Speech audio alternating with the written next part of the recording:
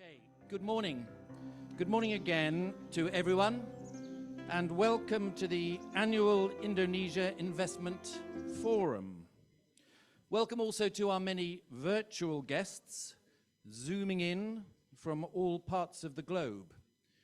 It's just gone 3 o'clock in Jakarta, so selamat sore to you in Jakarta, and to others in Asia, welcome. Thank you very much to everyone for joining us today. The IIF, this event, is an integral part of Experience Indonesia, which is the flagship annual event co-hosted by the Indonesian Embassy, Bank Indonesia, and the Indonesian Investment Promotion Center, IIPC, we call it. Today is in 3 parts. The first plenary session up to lunch, which will include these 3 panels, talk show discussion style panels to inform us all, with some excellent speakers who you'll meet later. After lunch, a business matching session for some of you this afternoon. That will continue till around 4:30. You should know who you are if you're registered for that part of the day. And finally, a networking session from 4:30 or so, here on this level, all ahead, that is, of Indonesia Night, about which more later. That's this evening. Our host today is His Excellency Ambassador Desra Percaya, a seasoned diplomat, the Republic of Indonesia's ambassador to the UK, Ireland, and the IMO, International Maritime Organization. Bapak Desra has previously represented his country in New York at the United Nations and in Geneva at the World Trade Organization. Ladies and gentlemen, Pak Desra.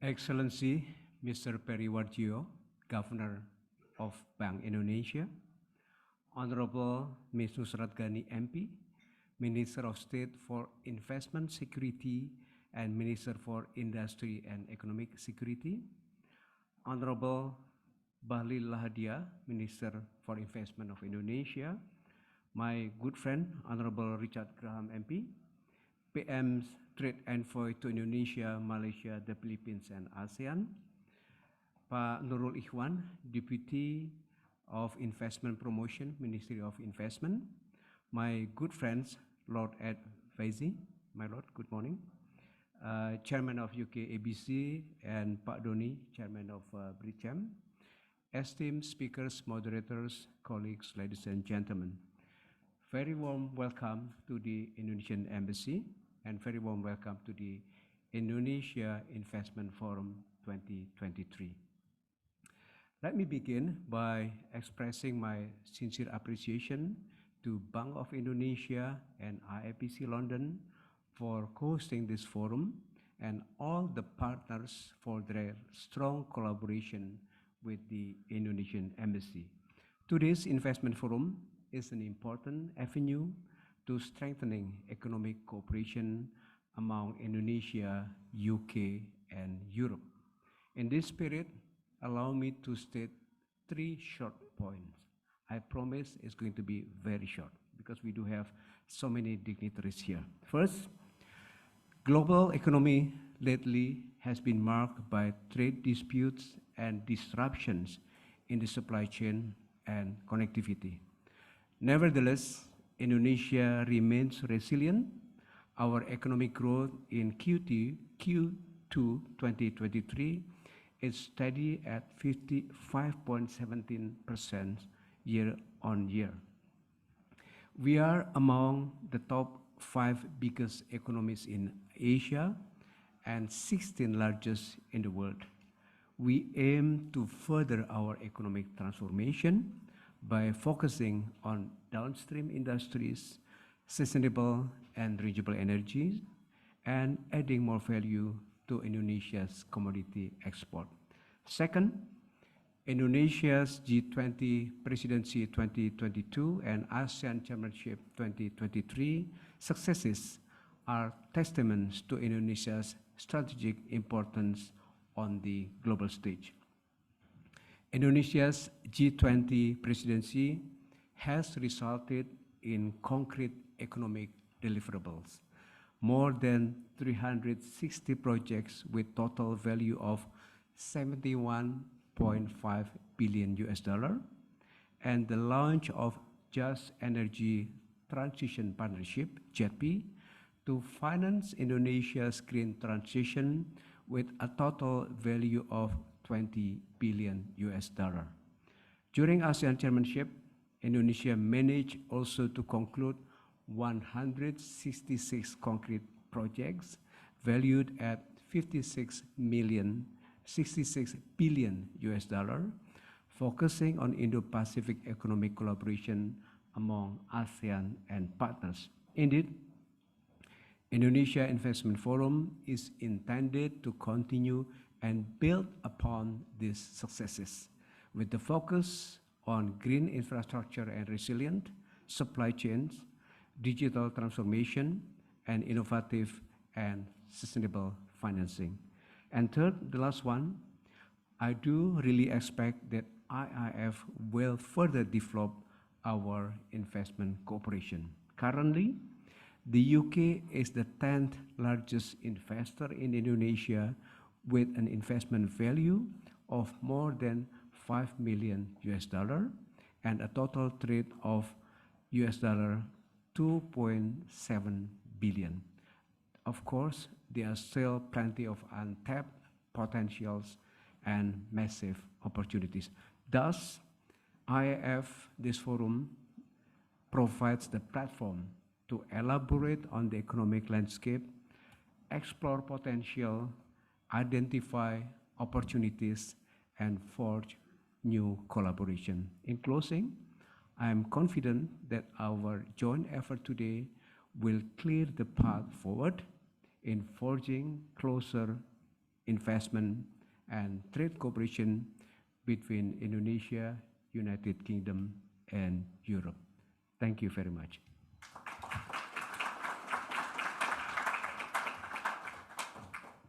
Thank you, Ambassador.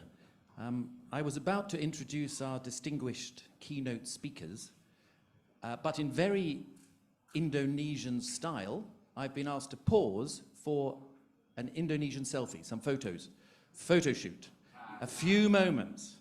Please don't go anywhere because the photographer also wants some of you in the audience, but may I please ask, it's basically everyone in the front row here. Everyone in the front row, please step forward because you're the star for the photographer, and we will resume imminently. I think in front of the stage, just in front of the stage. I'll let the photographer organize you.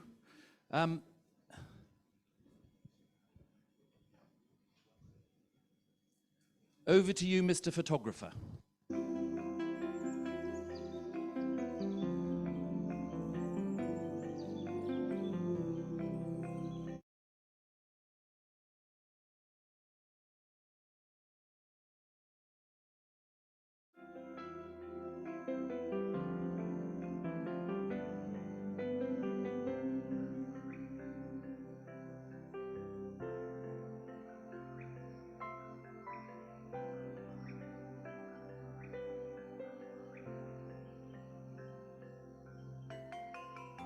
That concludes the photo session. While you're all fresh, thank you very much. Thank you. And so our opening speaker post the host's welcome this morning is Nusrat Ghani, MP, Minister of State at the Department for Business and Trade, with an additional role as Minister responsible for the Investment Security Unit at the Cabinet Office. This isn't her first ministerial role. She's led successfully other related departments, including transport. Ladies and gentlemen, Nusrat Ghani. It's an absolute pleasure to be here at the Indonesian Investment Forum, and I'd like to wish a warm welcome to His Excellency Minister Lahar Lahada, Leah, forgive me, my name is just as complicated, and His Excellency Peri Warjio, and the entire Indonesian delegation joining us today. Assalamu alaikum, and of course a warm welcome to my dear colleagues, Sir Lord Ed Vaizey, forgive me, and Sir Richard. It's fantastic and an honour and a privilege to be part of this illustrious lineup. It's great to have you all here and be joined by so many businesses and investors from both our nations, exploring ways to further deepen and strengthen the special trade and investment ties between us. The growth and development Indonesia has shown in recent decades is nothing short of inspiring. Indonesia has grown into Southeast Asia's leading economy and the world's third largest democracy, with GDP growth averaging 5% for the past 2 decades. It's clear that this is a country that's going places, and I was fortunate enough to see that for myself when I visited Indonesia earlier this year. I spent time in both Jakarta and Sulawesi, and everywhere I went, the ambition on investment and driving economic growth was clear to see. Indonesia is energetic and ambitious, bursting with talent, brimming with entrepreneurial spirit, striving to innovate, to go green, and create opportunities for its young and vibrant population. To my mind, Your Excellencies, it's one of the world's most inspiring democracies. So it's fantastic to see that the UK-Indonesia trading relationship is going from strength to strength. Total trade between us increased by over a third last year, and it's now worth £3.6 billion annually. There is over £5 billion of UK investment in Indonesia across a range of sectors, from financial services to manufacturing, and I know that many more UK companies are pursuing options to invest and establish a local presence in Indonesia. Across our economies, from education to engineering, Brits and Indonesians are collaborating on very important work. BP are pioneering carbon capture technology at the Tunga gas field. Fintech company Wise is bringing faster, more secure banking to Indonesia. Arup has been supporting the planning of Indonesia's new capital city, Nusantara, and Crossrail International and Mott MacDonald have developed to help to deliver the Jakarta-Bandung high-speed rail. It's amazing to see what we can achieve together, and businesses between our nations are clearly booming. But what is even more exciting is that this is just a tip of the iceberg. There is still huge untapped potential for our nations to go even further together. That is why last year the UK and Indonesia signed a memorandum of understanding on two-way investment cooperation, focusing on priority sectors including critical minerals, life sciences, and of course, energy transition. Since then, the Department for Business and Trade and the UK Office for Investment have been working closely with the Indonesian Ministry of Investment to develop that collaboration. In July, British International Investment, the UK's development finance institution, announced a strategic partnership with the Indonesian Investment Authority. The partnership will support co-investment projects in Indonesia across green infrastructure, renewable energy, climate resilience, and related sectors, fostering sustainable economic development. This is precisely the kind of collaboration we need to secure good jobs, economic growth, and prosperity for our people, all while working together to tackle some of the big global challenges affecting us all. But one key area of focus for my department is working with Indonesia on critical minerals and supply chain resilience, and that is something we talked about extensively during my time in Indonesia. Both of those are my direct responsibility for the UK government. The UK is a world leader across the entire sustainable mining value chain, and we are pleased to be supporting Indonesia in its ambition to develop green and sustainable processing capabilities. Global giants Glencore, Envision, and the Battery Group have formed the Indo-Pacific Net Zero Battery Minerals Consortium, which will provide Indonesian nickel for the UK electric vehicle supply chain. In case you need to be reminded, I'm also responsible for the electric vehicle industry here in the UK, so this is very key to my heart. Not only will the consortium supply enough nickel for 2 million electric vehicle batteries to the UK and our G7 allies, it will also deliver state-of-the-art wind farm to Indonesia, helping to cut out coal and galvanize green growth in the mineral mining and processing industry. But our ambitions for the UK-Indonesian trade and investment relationship extend far beyond critical minerals alone. In July, we held the second UK-Indonesia Joint Economic and Trade Committee, exploring areas to bolster our collaboration right across the trade and investment landscape. And exciting things are definitely happening. Across defence and maritime, UK companies are working with Indonesian partners on maritime surveillance and submarine rescue, supporting security, safety and biodiversity in Indonesian waters. It's a diverse relationship. Let me talk to you about Diageo. Makers of some of the finest Scotch whisky have recently started producing whisky in barley, bringing the authentic taste of Scotland closer to millions of Indonesians. And in education, UK and Indonesian institutions are partnering up on joint research, joint degrees, and study programme development. Dundee University has established a biomedicine double degree programme with Indonesia's International Institute for Life Sciences. While Lancaster University, in partnership with Australia's Deakin University, recently announced their intention to establish a branch campus in Indonesia. This will be the first UK university branch in Indonesia. So when it comes to the UK-Indonesian partnership, there is an enormous amount to reflect and to be proud about, but even more to look forward to and be optimistic about. We have before us so many exciting opportunities to boost our trade and investment relationship, creating growth and prosperity, propelling our nations towards a brighter, better future, a future built on high-skilled jobs, advanced technology, and green foundations. The energy and ambition of everyone here today, across governments, across business, and of course, organisations like Asia House and the UK ASEAN Business Council and the British Chamber of Commerce Indonesia will be vital in ensuring that we reach our goals. So please embrace today's forum and immerse yourself in the exciting opportunities for UK-Indonesia trade. I, for one, can't wait to see the partnership continue to soar, and I look forward to working with your fantastic ambassador. Thank you so much.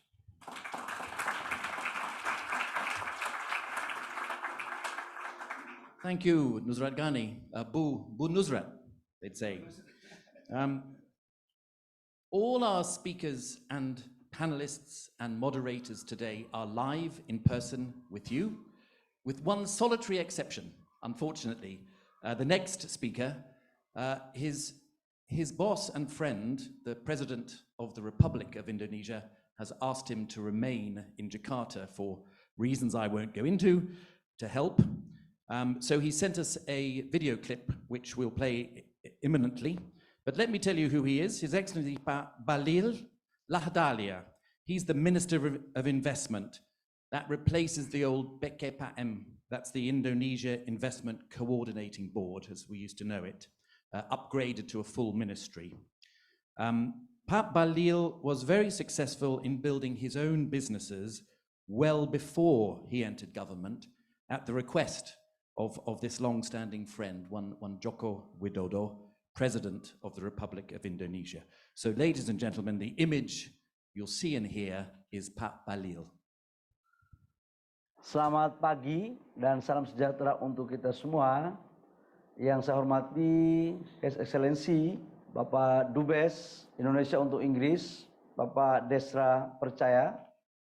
Yang saya hormati Excellency Ibu Menteri Nusrat Ghani, ini sahabat saya yang baru balik dari Indonesia kemarin. Gubernur Bank Indonesia yang saya hormati Pak Peri Warjio, dan Bapak Ibu semua yang mengikuti acara diskusi pada hari ini. Senang bisa bertemu dengan Bapak Ibu semua, sekalipun hanya lewat Zoom. Pertama, kita semua tahu bahwa dinamika pertumbuhan ekonomi global pasca pandemi ini belum terlalu menggembirakan, dan itu memang kita mengalami sebuah tantangan besar karena terjadi ketegangan geopolitik, perang Ukraina dan Rusia yang belum kunjung usai, dan juga adalah terjadi pertarungan ekonomi pada dua wilayah antara China dan Amerika juga yang sampai dengan hari ini kita lihat masih banyak dinamika. Namun di tengah ketegangan tersebut, kami pemerintah Indonesia sangat bersyukur karena pertumbuhan ekonomi kita di 2022 masih tetap di angka 5,31%, dan untuk di kuartal kedua atau triwulan kedua di tahun 2023 itu masih tumbuh di angka 5,7%. Kemudian inflasi kita di bawah 4%. Ini salah satu pertumbuhan ekonomi di antara negara-negara G20 yang cukup baik dibandingkan dengan beberapa negara lain, khususnya menyangkut dengan inflasi. Ini adalah sebuah potret di mana pemerintah Indonesia dengan ketidakpastian ekonomi global tapi mampu menepaki satu anak tangga satu ke anak tangga yang lain dalam rangka menjaga stabilitas, baik dalam stabilitas hukum, stabilitas politik, maupun dalam stabilitas ekonomi. Sudah barang tentu pertumbuhan ekonomi di Indonesia itu tidak terlepas dari peran kontribusi investasi. Dan di tahun 2023, target pemerintah dalam investasi itu mencapai 1.400 triliun atau setara dengan 93 miliar US dollar. Investasi ini di luar hulu migas dan di luar sektor keuangan. Ini hanya sektor real dan sekaligus pada sektor hilirisasi. Dan sampai dengan semester pertama, kita sudah mampu merealisasikan investasi tersebut sebesar 48,5% atau setara 45,2 billion US dollar. Dan sebagai informasi bahwa investasi di Indonesia sangat berkualitas, komposisi antara FDI dengan PMDN itu FDI kita 53,5% dan PMDN 46,5%. Di saat bersamaan pertumbuhan FDI global belum terlalu menggembirakan. Dan kita berdasarkan data dari ANTED, FDI yang beredar di dunia, Asia Tenggara termasuk nomor 2 di dunia, dan salah satu yang masuk itu adalah ke Indonesia, nomor 2 terbesar di kawasan Asia Tenggara. Bapak Ibu semua, komposisi investasi ini juga tercermin dalam pemerataan investasi di sektor downstreaming antara Jawa dan luar Jawa. Khusus untuk realisasi investasi asal Inggris dari semester 1 2023 sejak 2018 itu berada pada peringkat 12 global dengan realisasi investasi 1,7 miliar US dollar, dan ini di luar dari sektor hulu migas. Kalau kita tambah di sektor hulu migas, ada BP yang melakukan operasi di Papua, di kampung saya, di Bintuni, itu cukup signifikan. Tetapi saya tidak melihat hanya dari sektor angkanya, tapi saya melihat dari sektor pemerataannya, itu cukup dari sektor pertambangan, peternakan, tanaman pangan, industri makanan, dan itu juga menyebar di beberapa pulau, seperti Sumatera, Jawa, Maluku, dan Papua. Bapak Ibu semua, potensi investasi di Indonesia sekarang arah kebijakannya cukup mendorong pada sektor hilirisasi sumber daya alam dengan mengedepankan pada green energy. Dan kita lagi mendorong betul pada sektor hilirisasi, terutama pada komoditas-komoditas baik dari nikel, kemudian kopor, boksit, pasir kuarsa, dan pasir silika maupun beberapa komoditas lain. Kenapa kita melakukan ini? Karena Indonesia ke depan itu akan betul-betul fokus pada hilirisasi. Karena di sanalah proses instrumen untuk menciptakan nilai tambah dan sekaligus untuk bagaimana berkolaborasi dengan investasi yang masuk, baik itu FDI maupun PMDN. Khusus untuk hilirisasi, saya mengambil satu contoh kecil.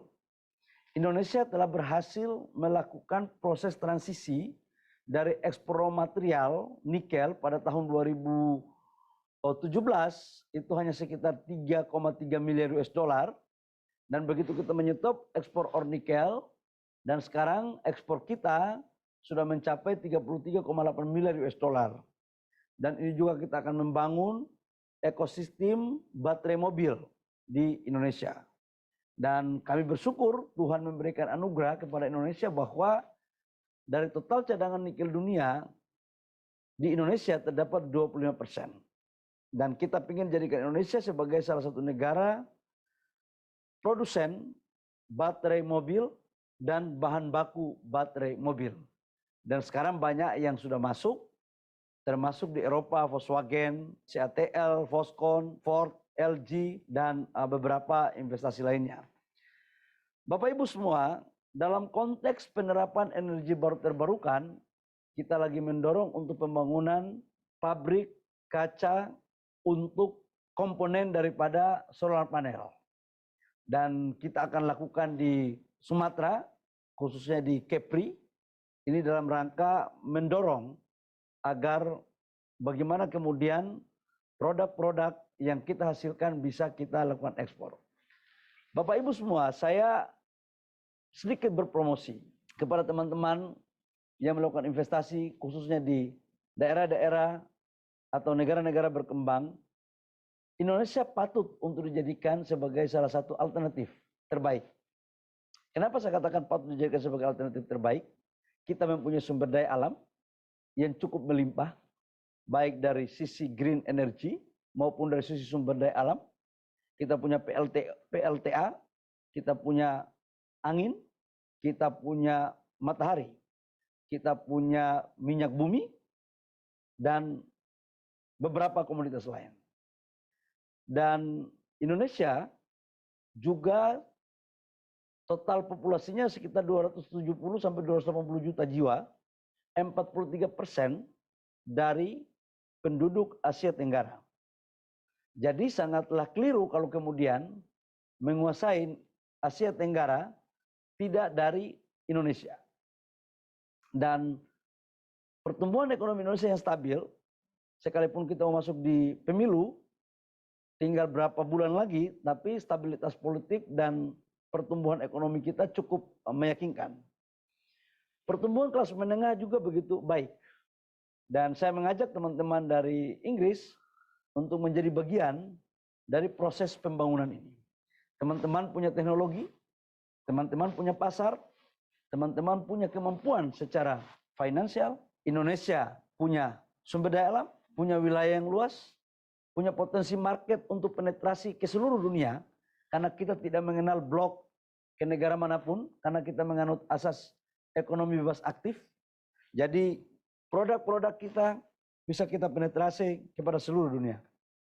Karena itu, datanglah ke Indonesia, kalian bawa teknologi, kalian membawa modal, nanti kami yang akan mengurus perizinannya.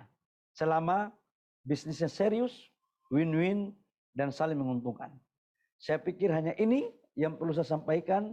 Sekali lagi saya katakan sukses Pak Dubes, Ibu Menteri, Ibu Nusrat Ghani. Saya tunggu kedatangannya Indonesia karena katanya ada rencana mau ke Bali. Sukses selalu, Tuhan berkati. Terima kasih.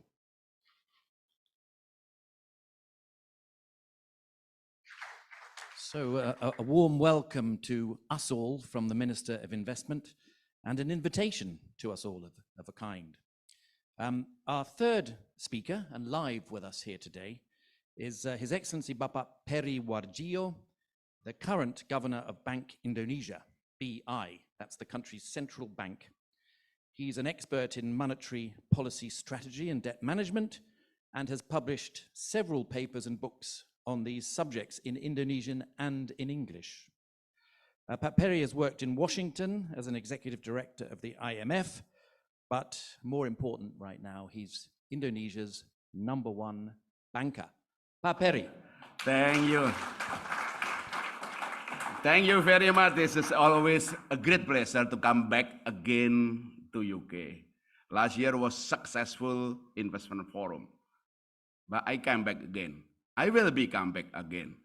So thanks for our dear friend from UK, Madam Nusrat Ghani Zeslab, there's Mr. Richard Graham, Lord Valley, and all of the friends from business and financial communities.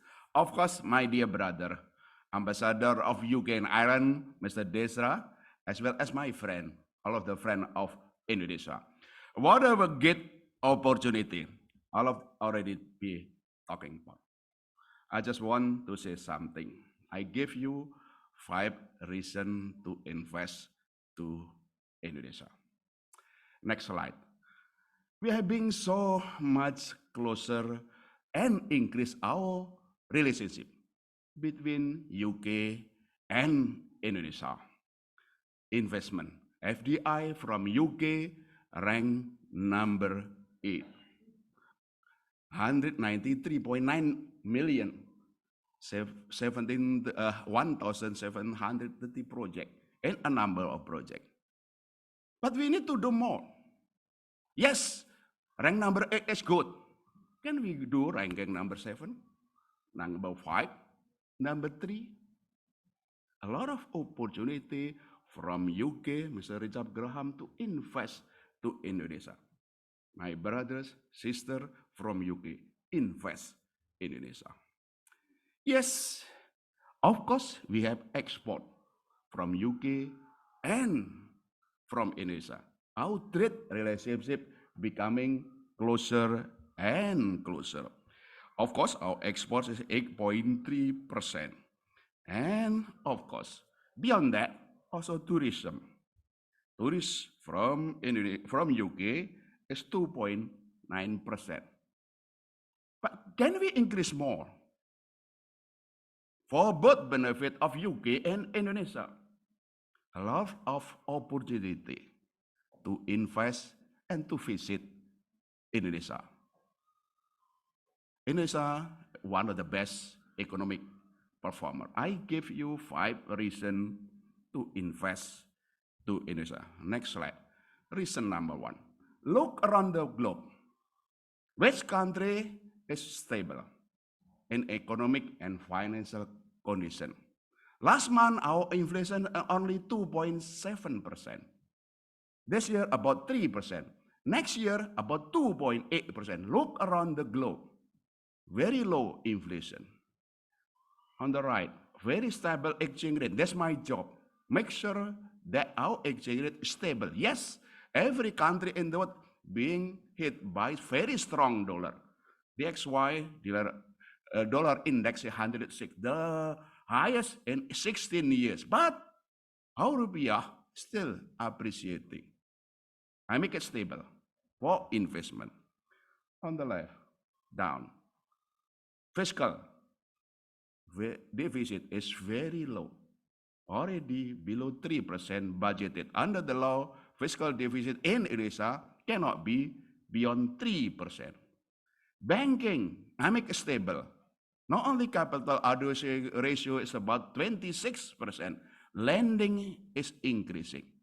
So reason number 1, Indonesia is one of the most stable macroeconomic, financial stability, as well as stable democracy. Reason number 2, next slide, higher economic growth. This year, we expect 5.1%. Next year, 5.2%. Within the next 5 years, we'll be going to 5.7%. Where is economic growth coming from? Investment, export, but of course, domestic consumption. We have 70% our population younger, becoming richer. 45% our economy services, food, beverages, travel, entertainment, fashion.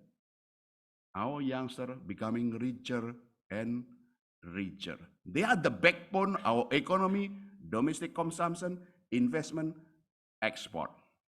As well as also our continuity, as our previous speaker, engaging in trade and investment. We are open trade investment country. We trade and invest relation with any country, US, China, India, UK, Europe.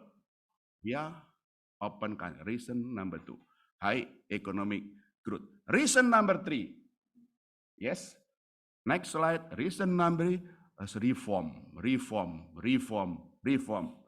Not only infrastructure reform throughout the country, logistic and physical connectivity, including fast train between Jakarta and Bandung. Next will be Jakarta, Surabaya with Japan and other country. Port, seaport, infrastructure, but also downstreaming.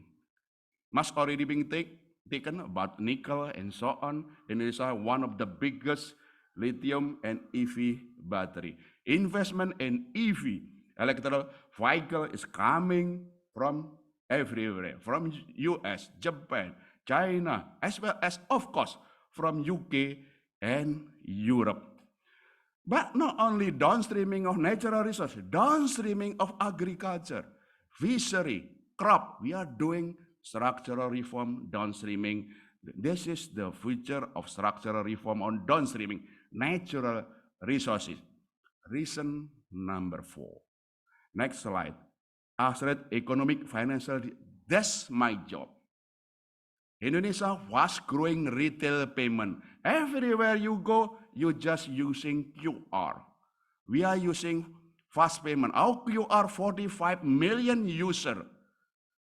Fast payment and already connectivity to the 4 ASEAN countries. Indonesia, Malaysia, Thailand, Singapore, everywhere you go, you do not need money. You just use QR.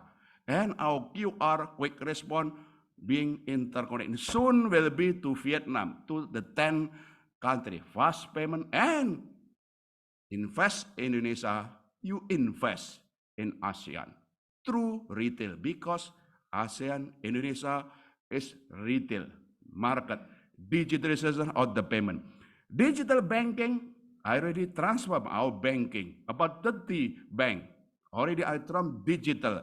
Electronic money, QR Indonesian standard, fast growing, because once again, our millennial now, 80% of them are stock retail investor. 60% our millennial are the retail investor in fixed income, bond, using QR, using digitalization.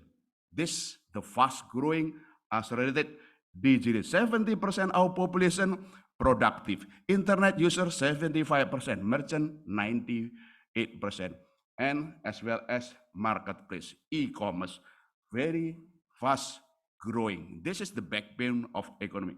Reason number 5, next slide. Of course, green and inclusive development. Commitment from our president. Transition toward meeting Paris agenda. Low carbon, carbon reduction, investment in many areas for the green economy as we have. On the waste management, as well as also the green industry, renewable energy, low carbon, clean ocean and coast, as well as sustainable land. And of course, we also doing the green SME. Economic empowerment, financial access, and literacy policy harmony. That's my job to do on that aspect. So that's 5 reasons to invest in Indonesia. Stable, high economic growth, digitalization, structural reform, green. Then the question, where to invest? Next slide. Last year, we bring a lot of investment opportunity. 2023 here in IIF, we bring more investment opportunity. We have 9 projects on renewable energy, 4 projects in logistics, as well as 8 projects on metal and mineral, 2 projects in electric vehicle. This is cooperation between BKPM and Bank Indonesia. We have 46 branches of Bank Indonesia throughout the country. I mobilize them to prepare this project. Next slide. You want more? We give you more, which is infrastructure and transport. 10 projects, 2 projects in waste management, 11 projects industrial area real estate, 2 projects in manufacturing. Next slide. We give more. Yes, 7 projects agriculture, plantation. Digital, 1 project, as well as 2 projects tourism. And later of this afternoon, this is matching. This is matching. We have already 13 projects. that being coordinated both by BKEM, BKPM, Bank Indonesia. Bank Indonesia is central bank, but we are doing a lot of trade and promotion under my leadership. So ladies and gentlemen, in conclusion, only one message: don't sit there. Don't sit there. Indonesia, one of the best investment opportunity. 5 reasons I give you.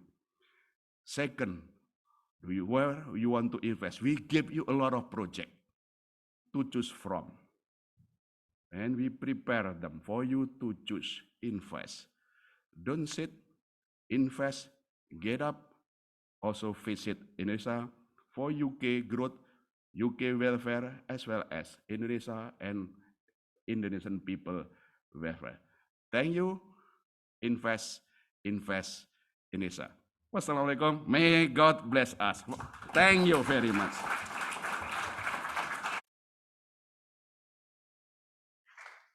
Terima kasih. Thank you, Pak Peri.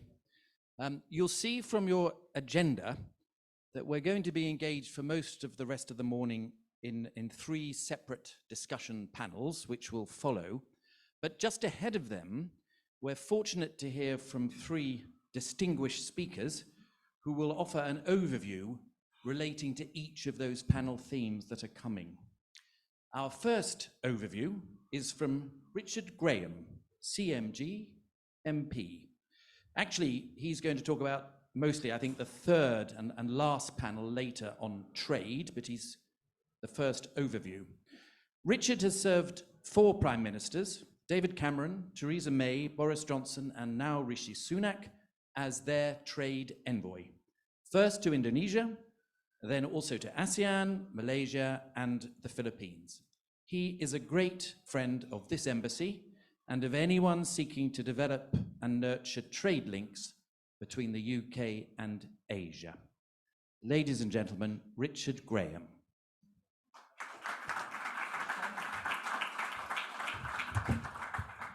Well, thank you very much for that elegant obituary. It is very, very nice to be with everyone. Selamat pagi kepada semuanya di sini. Selamat sore kepada yang masih di Jakarta.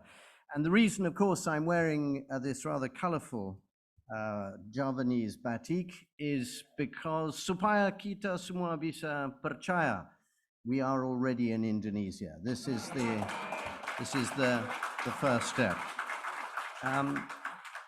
Ladies and gentlemen, this is a very distinguished gathering of lots of friends of Indonesia.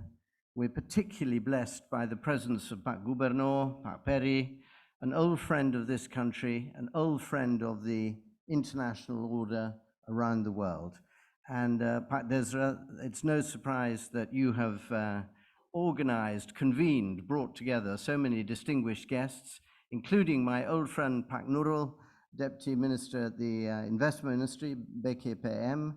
Pak Nurul and I will never forget his commitment to boosting bilateral investment on a visit to Northern Ireland some years ago, where I filmed him in a snowstorm, recording the advantages of UK-Indonesia bilateral trade. Pak, your commitment, I think that went viral with several million hits in Indonesia. The first snowballing fight ever organized between UK and Indonesia. So, look, there are lots of things. We know the story. We are the believers here today. We recognize that our 2 countries are both great nations with long histories, strong culture, democratic structures, maritime by nature, and collaborative by instinct. All of those great things are like the creed that Christians and Muslims alike regularly recite. And so what matters, in a sense, is the direction of travel and the details of the journey. And when I look back over the progress over the last 12 years that I've been fortunate enough to serve our prime ministers helping bilateral relationships, I do see an enormous amount of change, but I am also an old man in a hurry because I think there's a lot more to do.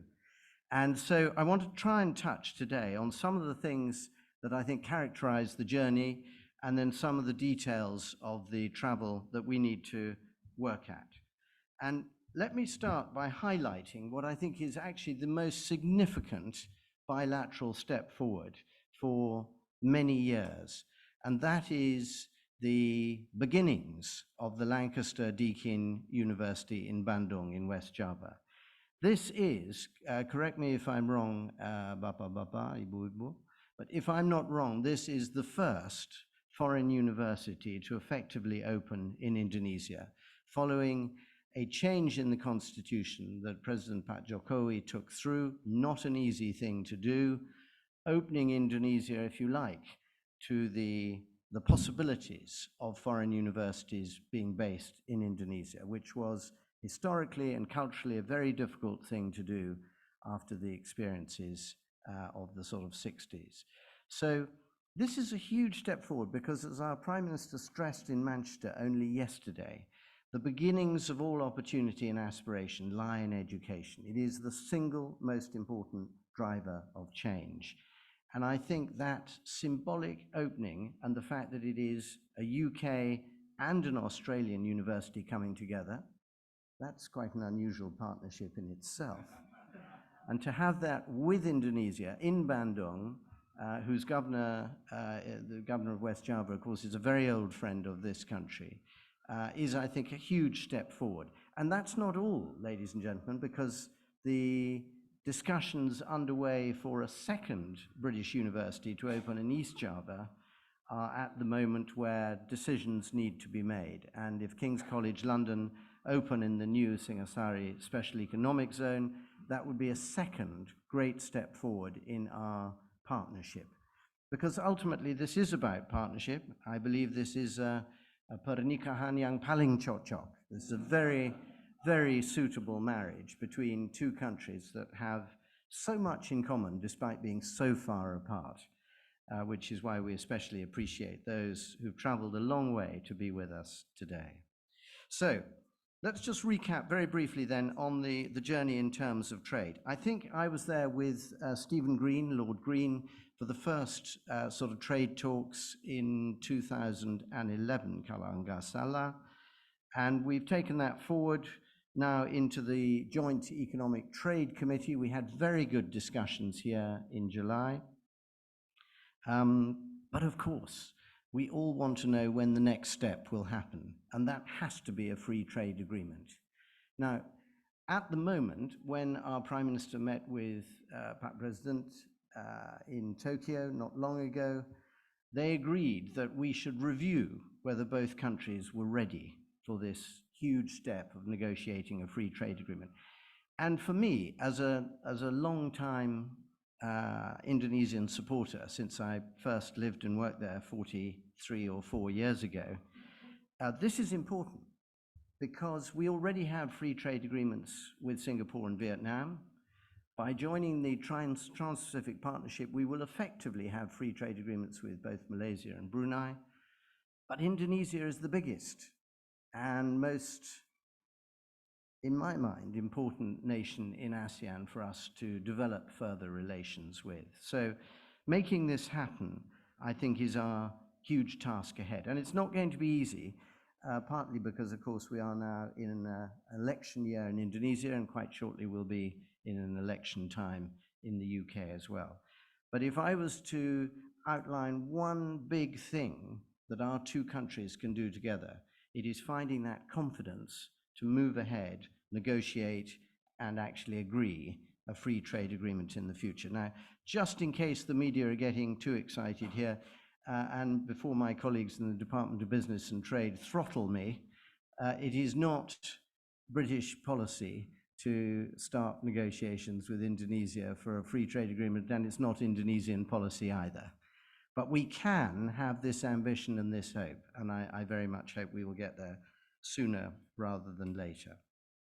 Okay, now, apart from education, it's worth, I think, highlighting both the opportunities that are being realized and the opportunities ahead. And I think various speakers have already alluded to the size of our bilateral trade, around 3.5 billion a year.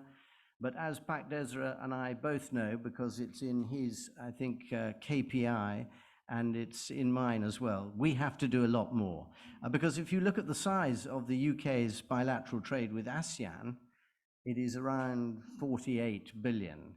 So it cannot be right that Indonesia, which is over 40% of the population, is only sort of 10% less than of our bilateral trade with ASEAN.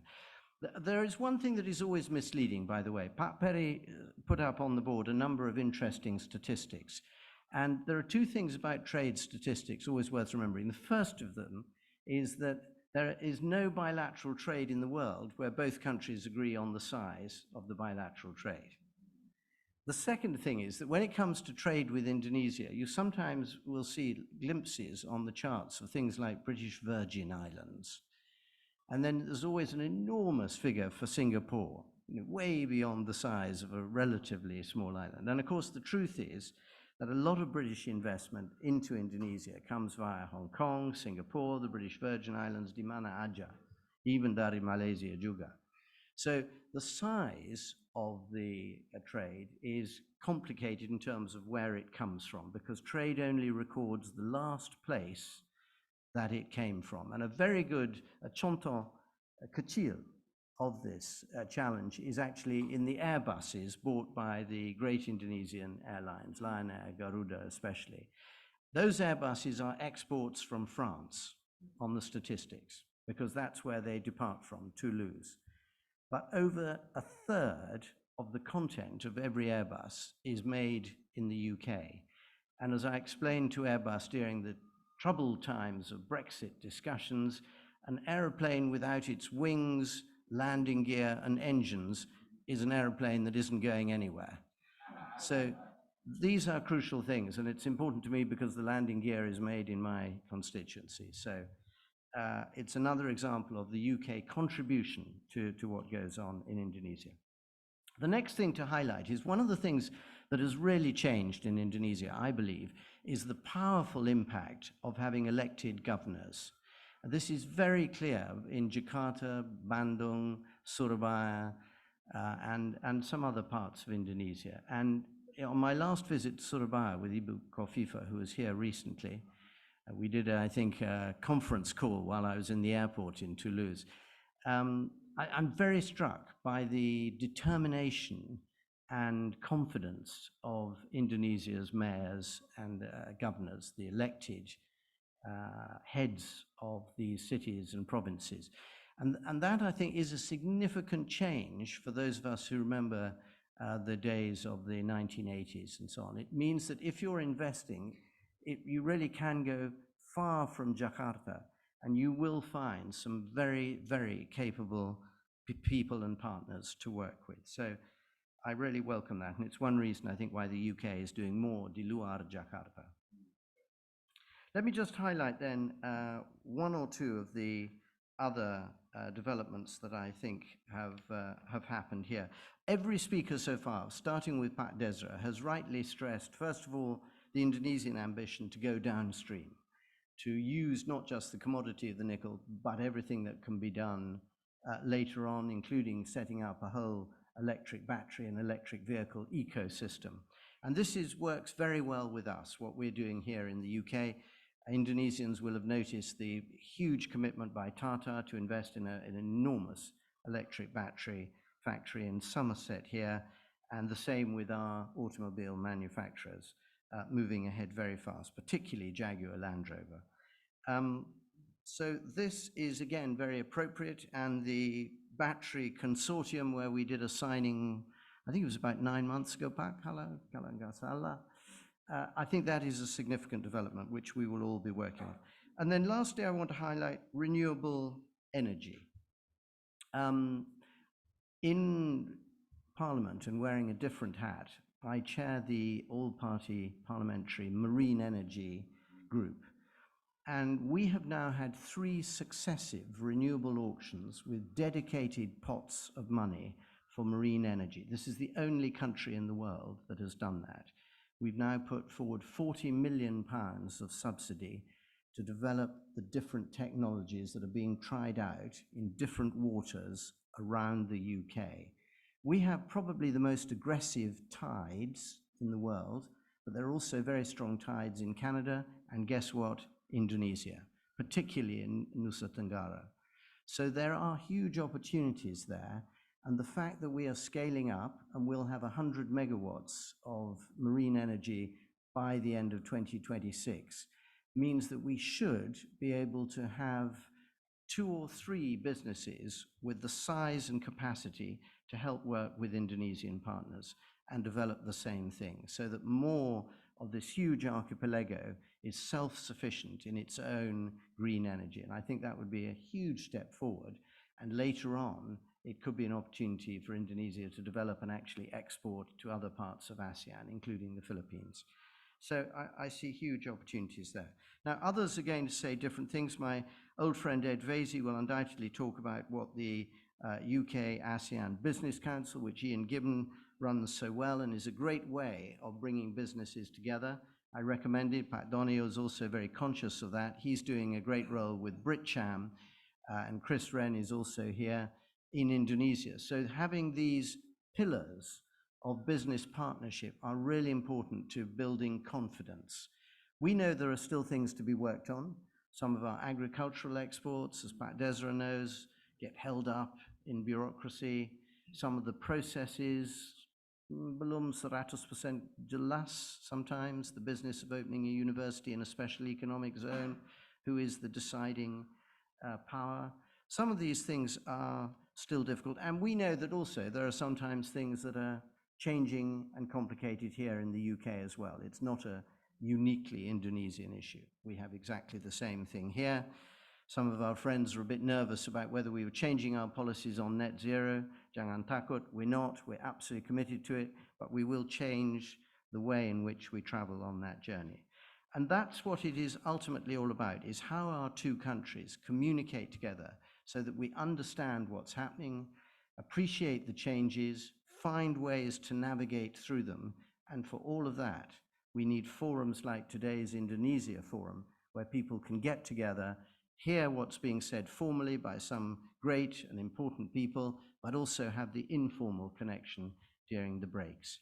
Jadi saya mau mengucapkan banyak terima kasih kepada semuanya di dalam Kedubesen Republik Indonesia dan bapak-bapak, ibu-ibu semuanya yang datang hari ini. Thank you so much, and it's great to be with you.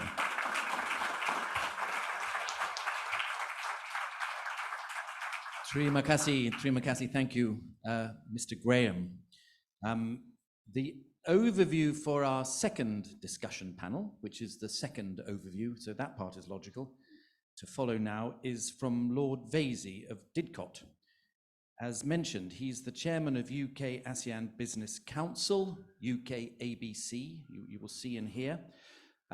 Before his elevation to the peerage, Edward Vasey was an MP in the Commons, close to here, appointed Minister of State at the Department for Culture, Media and Sport, among other portfolios, and he's also a successful barrister. We are most grateful to him and to UK ABC for your support today. Ladies and gentlemen, the Lord Vasey.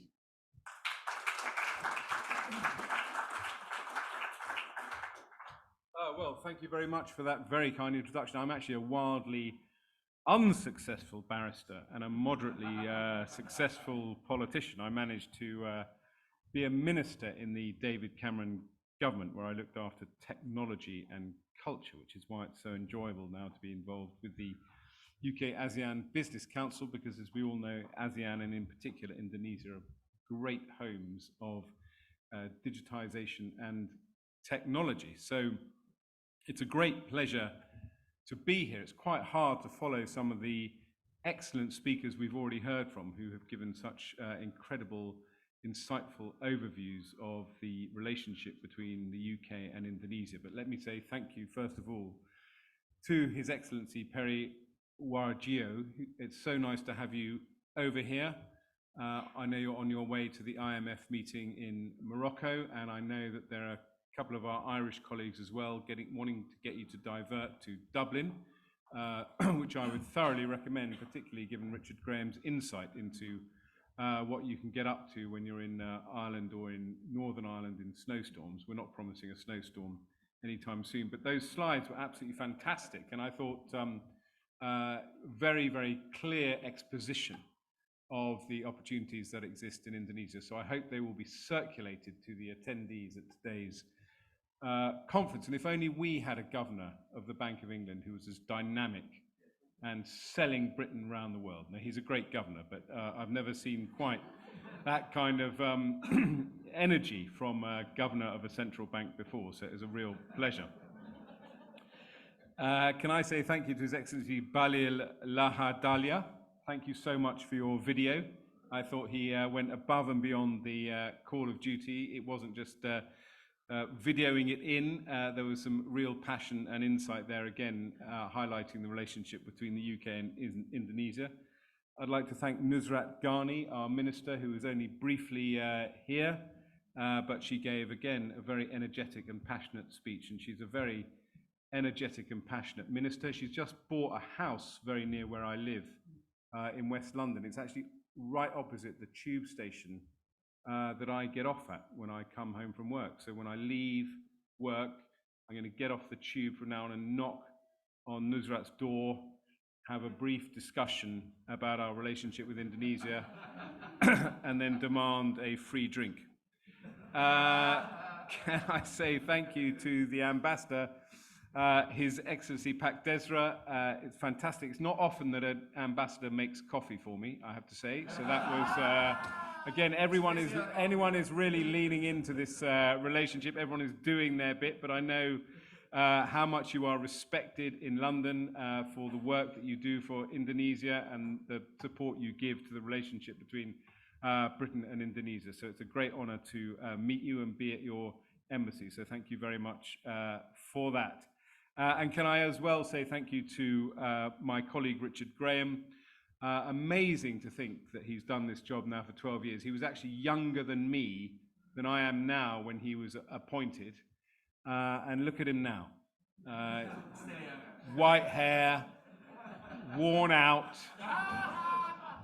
because of the huge commitment he's given to the relationship with Indonesia.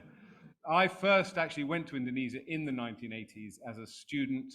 Somewhere I have some worn out batik shirts, faded from many washes, but it's just the story of my life to be upstaged by Richard Graham coming here in his fine batik shirt, but also I have to say by an absolute masterclass of analysis about the relationship between the UK and Indonesia, spanning everything from higher education to energy investment, and the insight as well into how we shouldn't necessarily trust the trade statistics, although also a challenge, I think, to all of us to work as hard as we can, because Indonesia is obviously the premier economy in ASEAN, to build our work and co-investment across our two countries. And I won't say anything about Donny because he hasn't spoken yet, but I should say that I've met two presidents of Indonesia. I had lunch when the previous president came on the state visit. I had lunch with him and David Cameron. I was at the time the Minister for the Creative Industries. I represented film and television. I was very jealous to meet the then Minister for the Creative Industries in Indonesia, who told me with great pride that the Indonesians regard restaurants and food as a creative industry. So I ran a very unsuccessful campaign as the minister to bring restaurants into my brief so that I could tour the restaurants of London as part of my work. And then luckily I also met the president of Indonesia recently when we went over for the ASEAN Business Investment Summit. In fact, the 10 ASEAN leaders were on stage at the ASEAN Business Summit and they left to go to an exhibition, so I just followed them. And there is a great photo, which I'll obviously circulate when I get your slides, Governor, of me with the 10 leaders of ASEAN. I don't know how many people from Indonesia will know what Where's Wally means, but it's for the Brits, it's a Where's Wally photograph where you can spot the random chair of the UK ASEAN Business Council with the 10 leaders of ASEAN. But I did get to shake the president's hand and genuinely tell him how successful the ASEAN Business Summit and the Indo-Pacific Summit had been, under Indonesia's leadership in Jakarta. It was a fantastic, absolutely fantastic, two, as it were, absolutely fantastic events. And we at the UK ASEAN Business Council were delighted to be there. We took 25 businesses. It was our largest delegation, and it wasn't just about ASEAN, it was about Indonesia. That's why people wanted to come, and we had lots and lots of different meetings. We had the BritCham Forum. Donny hosted the Standard Chartered Bank lunch. We had our first ever networking reception because there was so much interest. And of course, we had a round table with the Deputy Minister who was with us today. A great pleasure to be able to sit next to you, and thank you so much for taking part in our round table. It really was absolutely fantastic. So I'm just here really to talk about the digital opportunities that we see in terms of the UK and Indonesia. As I mentioned earlier, I was lucky enough to be the Technology and Digital Minister under David Cameron. We in the UK pride ourselves as being the premier destination in Europe for technology investment.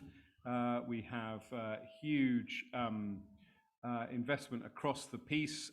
We've got our artificial intelligence safety summit beginning in November. We're one of the premier destinations for companies that want to invest in AI, the new wave, as it were, of technology. So we have a huge, massive concentration of expertise, which sits so well with what Indonesia has as well, because ASEAN is the fastest growing digital market in the world, and Indonesia is absolutely at the center of that, a digital economy worth $77 billion, $130 billion by 2025, but I'm mindful of what Richard Graham says about statistics. I suspect it will be much, much larger. It's driven a lot by e-commerce, and as the governor showed in his slide, the fourth largest country in the world in terms of internet users, more than 200 million of them. Internet penetration absolutely massive at more than 3/4 of the population. And again, I moderated a panel of people at the ASEAN Business Summit, including some fintech leaders. There are just huge opportunities, and we had a really deep discussion about the importance of connectivity in the region. People are now able to travel more. Aviation travel has shot up, ironically, in the age of digitization, but they also use digital tools more, and also the massive growth of internet banking and fintech, and the opportunity to create digital banking giants. And I think it was the governor as well who mentioned the ASEAN QR code as one of this year's legacies enabling greater cross-border payments. So the opportunities are absolutely massive. And where are the opportunities for the UK and Indonesia? Well, again, about half of Indonesian citizens are unbanked, about a quarter are underbanked. There's a huge opportunity for banks like Standard Chartered and HSBC and other of the fintech companies like Wise, mentioned by our minister, to work with Indonesian businesses to bring digital banking, increase digital banking in Indonesia. Obviously, as the digital economy begins to grow, issues like cybersecurity are going to be very relevant. GCHQ here in the UK provides a sort of anchor tenant for a great cybersecurity ecosystem that exists in the UK. Smart cities, lots of talk about the new capital in Indonesia, the development of Nusantara, lots of opportunities, including from companies that I used to think of as French, but a company like Thales, which really is an Anglo-French company, the chairman was keen to stress to me, and the opportunities when you build a new city like that to really put digital absolutely front and center of it. And of course, Richard Graham talked about the opening of the new university, education and skills development. Every country in the world has a massive challenge when it comes to digital skills, but we can work together in terms of reinforcing that. Healthcare is another opportunity, and of course, I talked earlier about artificial intelligence. And at the heart as well of the ABIS summit led by Indonesia was, of course, talk about sustainability and climate change and the environmental challenges, and that is where, again, the UK can, I think, play a great role. So it's a great pleasure to be here. It's fantastic to really get some really incredible insights as to what is happening between our two countries from some real experts. And I now leave you. Last but by no means least to Pak Doni. Thank you, Lord Vasey. Our third overview, our last overview, but for the first panel, which will follow straight afterwards, is from Bapak Doni. I should say, Bapak Doni's real name is Rino Donoso Petro. You might see that written down in writing, but I've never heard anyone call him that. It's Pak Doni. He is chairman of the British Chamber of Commerce in Indonesia. That's BritCham. Pak Doni was Standard Chartered Bank CEO in Indonesia a long time ago when I was there. Now, still with Stanchart, but as the bank's vice chairman for ASEAN, and with a lifetime's experience of global finance and of Indonesia. Ladies and gentlemen, Pak Doni.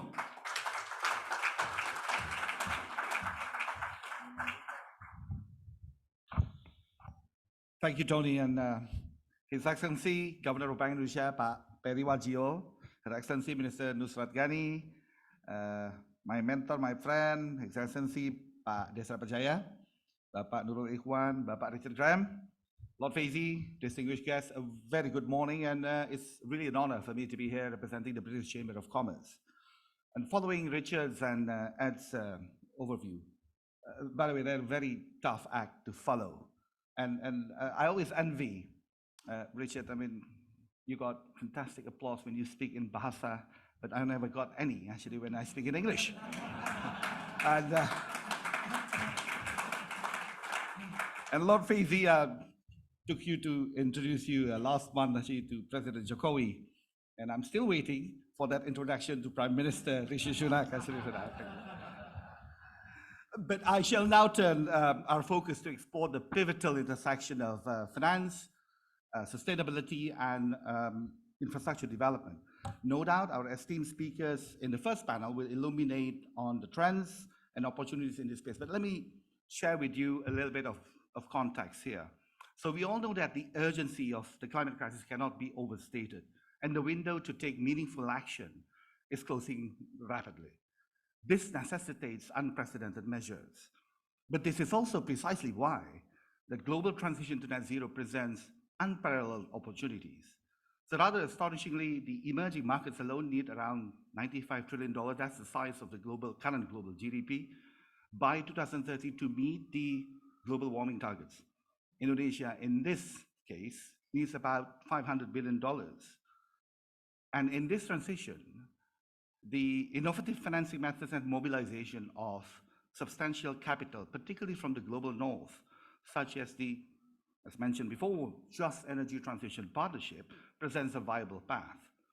Indonesia is the largest JETP country with over $20 billion and arguably the widest scope, which means that a success for the Indonesia JETP would provide a blueprint model of just transition for other large emerging markets. Now, on green investment, there are two significant developments that we at the Chamber of Commerce see on the ground. And the first is there is a compelling intent and strong political will from the government to decarbonize and transition to net zero. We see an accelerated pace of policy reforms to support transition in the energy sector, increasing interoperability of taxonomies, carbon market, as well as fiscal and non-fiscal incentives. For those of you who were there last month during the ASEAN Week, we got about over 50 panel discussions, roundtables, and so on. I mean, none of them actually took place without mentioning the word of sustainability, climate, net zero, and transition. Now, indeed, Indonesia's journey towards sustainability is not without its challenges.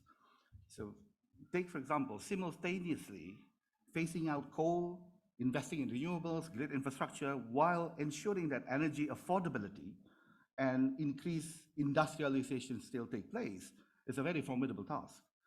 The just element in the transition is very critical. I was in New York during the recent Climate Week for JETP negotiation between the G7 and the Indonesian government. And I can tell you that finding the balance between reducing CO2 emission from the energy sector and the need of the country to continue the downstreaming of captive strategic industries that Perry also talked about, that requires cheap energy sources, are highly complex and intricate. But I believe this is exactly the perspective on how we should see progress on policy framework. Second, and perhaps more importantly, there's a significant amount of green opportunities present across many of the sectors. Let's start with the JETP remit that covers early decommissioning of coal-fired power plants, grid development, and renewable energy sources. Now, the latter includes the value chain of renewables, such as the manufacturing of PV cells. Indonesia has also signed an agreement to facilitate exports of green electrons to Singapore, boosting further demand for renewable energy generations along with the associated supply chain. Another opportunity lies with the electric vehicle and its entire ecosystem, from nickel mining to processing to battery manufacturing. As you may know, the country has the world's largest nickel deposits and a huge market with over 140 million of two-wheelers and four-wheelers right now. Then we have the carbon markets. Indonesia has one of the largest carbon market potential in the world, and the launch of carbon trading at the Indonesia Stock Exchange just about 10 days ago demonstrates the significant progress that the country has made. Indonesia is also pioneering the development of what we call the transition credits generated from carbon avoidance from coal phase out, which would be a first globally when this goes into the global market. I can go on with similar opportunities because there are many others. IKN, the new capital, commercial real estate, Ed talked about digitalization. There's a significant demand for data centers, and actually a green data centers, and that presents significant opportunities over there. But in short, Indonesia stands as a beacon of promise, essentially, in the realm of sustainable investment. Now, lastly, BRICAM Indonesia is one of the largest and most active foreign chambers in the country. And British companies, interestingly, have been operating, some of us have been operating in Indonesia for over 100 years. And we are represented in almost all sectors there. We are also the only foreign chamber that has a specific focus on climate change. Minister Ghani has mentioned about some of the leadership in sustainability that our companies our members actually have done with Arup, McDonald, Diageo, BP. Just to add a few more, Unilever pioneered the green supply chain. Forest Carbon leads the market in carbon credit development. And the two banks, Standard Chartered and HSBC, are market leaders in sustainable finance and, of course, in supporting the JETP. In closing, let me point out that the UK business community stands unwavering in its commitment to promote trade and investment with Indonesia. And our dedicated business center unit also stand ready to assist other British businesses in exploring vast opportunities that Indonesia has to offer. Thank you.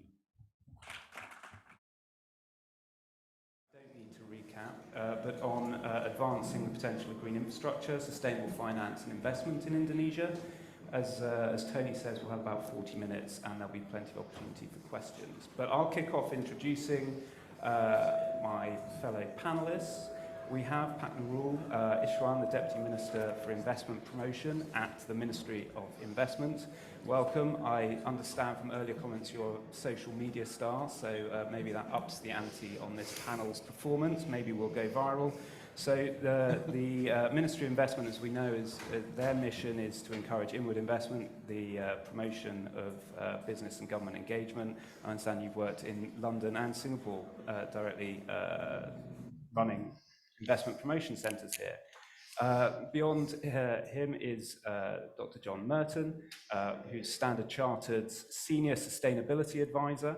John's an experienced diplomat, previously and most notably, I think, leading the UK's diplomatic efforts at COP26 and representing the UK's interests across Asia and Africa, including on a number of energy roles. Sonia Batik is Global Head of Carbon Offset Trading for Citigroup here in London. She has 2 decades of experience in equities, commodity derivatives trading, and deep expertise in the important role financial markets and instruments will play in mobilizing private finance to support a sustainable energy transition. And last but by no means least, we have Soumya Pathas Sarathai, who is an architect and urban designer with 30 years global experience. She is Director of Integrated City Planning at Arup and leads the firm's work in developing and emerging markets. Finally, I'm Duncan Buchanan. I work for Prudential PLC, the Asia and Africa-focused insurance company and asset manager, heavily committed in Indonesia, and to the governor's call for us all to be active where we are. I think we have a panel here who are very active and committed in Indonesia, and so I hope we'll provide some real on-the-ground insights to our areas of discussion. But it seems, given the introductory remarks we've all heard this morning, we should be diving straight in to the specific opportunities. And Pat Nurul, perhaps I could turn to you first and ask you about specifically the investment opportunities that you'd like to talk about on large green infrastructure and renewables projects in Indonesia to kick us off. Right, thank you, Duncan. Yes, so it's since the first period of President Joko Widodo, actually, we had a kind of priority projects in infrastructures. Knowing that Indonesia is having more than 17,000 islands, so it means that developing infrastructure for Indonesia is a must for that. And moving forward after that, the development in the first period of President Jokowi, it is giving a kind of a new spirit and fuel for us to have a kind of good connectivity between Jakarta and also other parts of Indonesia. So in this case, amongst the regions of Indonesia, now we are much more better connected. And by having this on the second phase of presidency of President Joko Widodo, then he put very serious guidelines into attracting more investment to come to Indonesia and working together with Indonesian entrepreneurs as well. Because the spirit of this is developing the entrepreneurships and also inclusivity of the abundance of natural resources that we are having in Indonesia.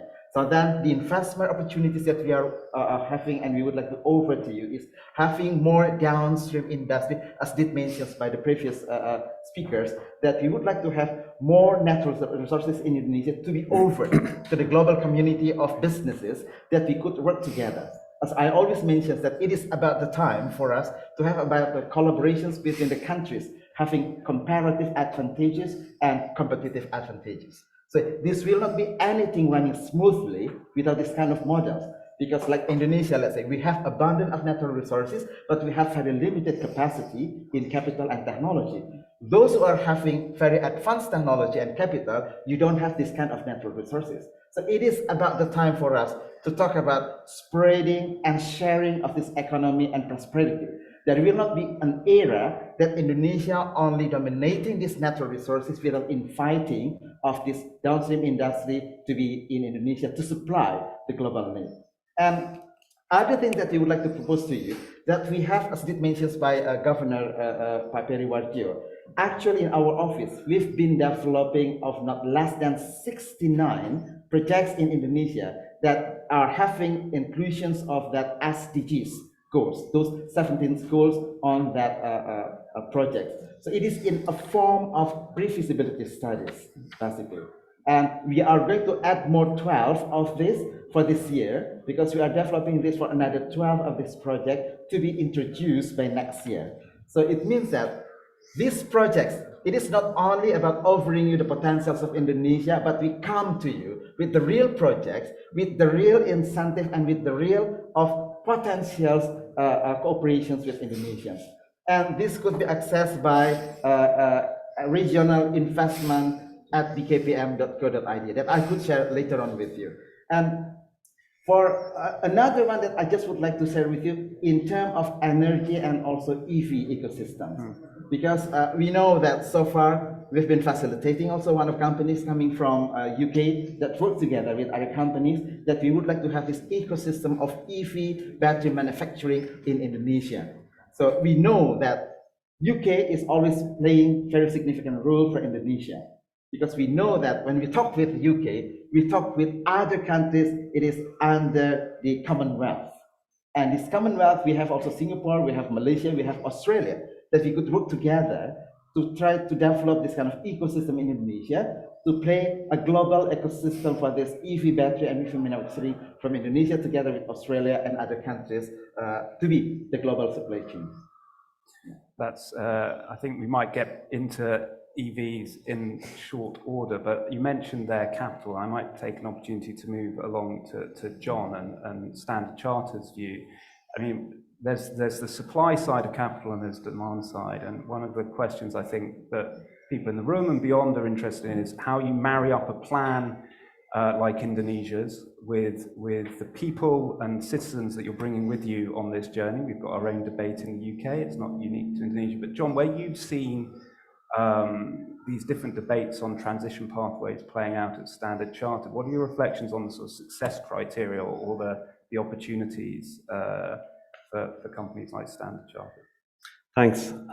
So, as you say, we've seen a debate in the UK in recent weeks about the affordability of our climate goals and the capacity of governments to take people with them and whether people are wanting to pursue some of these goals. And sort of my experience that I've observed in this role and in my previous one is you will never convince people to go on a climate journey with you simply by talking about costs and fear and the sort of the fear of climate change. I mean, there is much that we will have to do to invest to meet our climate goals, and there is much to be scared about the impact of climate change on our economies, but that will never motivate people in the long run. Actually, to get people to change, and I saw this particularly in emerging economies where people are looking at the lifestyles we enjoy in the West and saying we want to enjoy everything that people enjoy in Europe and in North America, you need an aspirational language.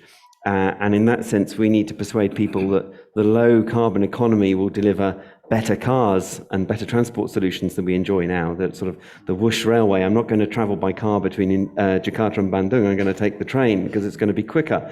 Better transport solutions, cheaper power that is better suited to their need than they enjoy at the moment through fossil fuels, and better food. And that language of hope, I think, is really important. And the analogy I often use is mobile phones.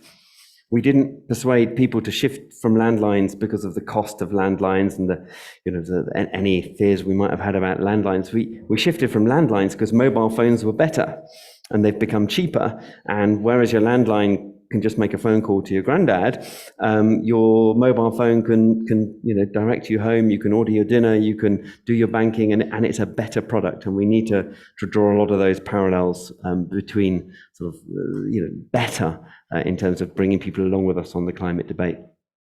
Thank you, John. And that brings me actually back to the minister, because the link that I make there, potentially talking about electric vehicles and transport and its affordability, is it'd be really interesting for the businesses listening in, how you marry your industrial plans for EVs and the full supply chain we heard about this morning with how you're seeing that demand side and affordability play out in Indonesia. Give us a sense of that sat here in London.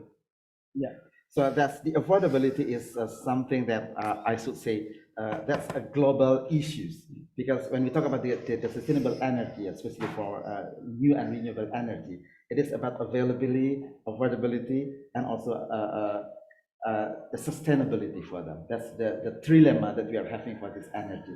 And in Indonesia, when we have the project that we would like to develop this ecosystem for these EV batteries, the government is also setting the policy that we would like to have this market to be developed in Indonesia. And the market will be supported by the availability of infrastructure for this.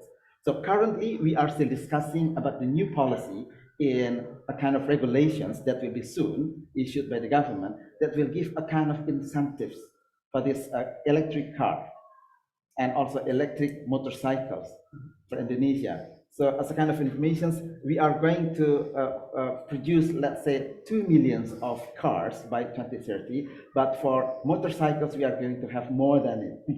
So this is the thing. We know that even though we have the raw materials, even though we have the potentials, without creating the good market, it is impossible for Indonesia to impose the policy of this shifting of energy and then also supporting the policy of decarbonization for Indonesia. Because in Indonesia,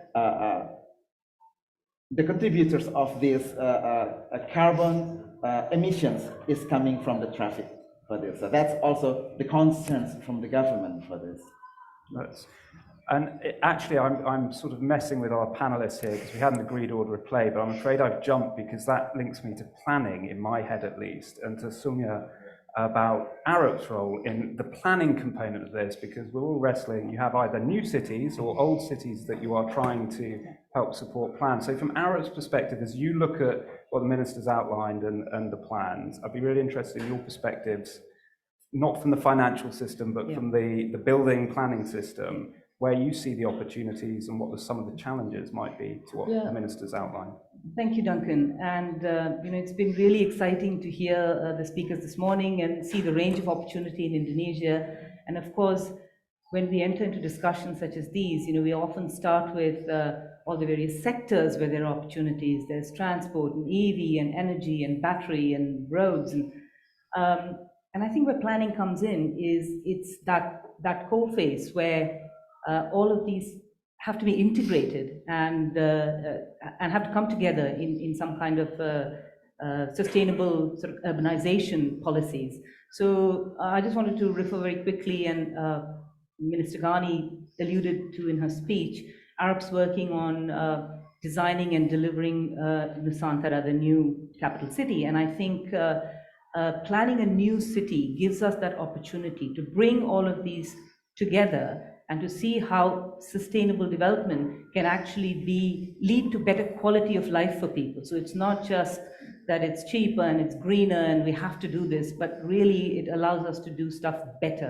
So for example, in Nusantara, some of the principles that underlie the plan, underlying the planning is one, how can it be a forest city? How can we keep 75% of a big city open and green?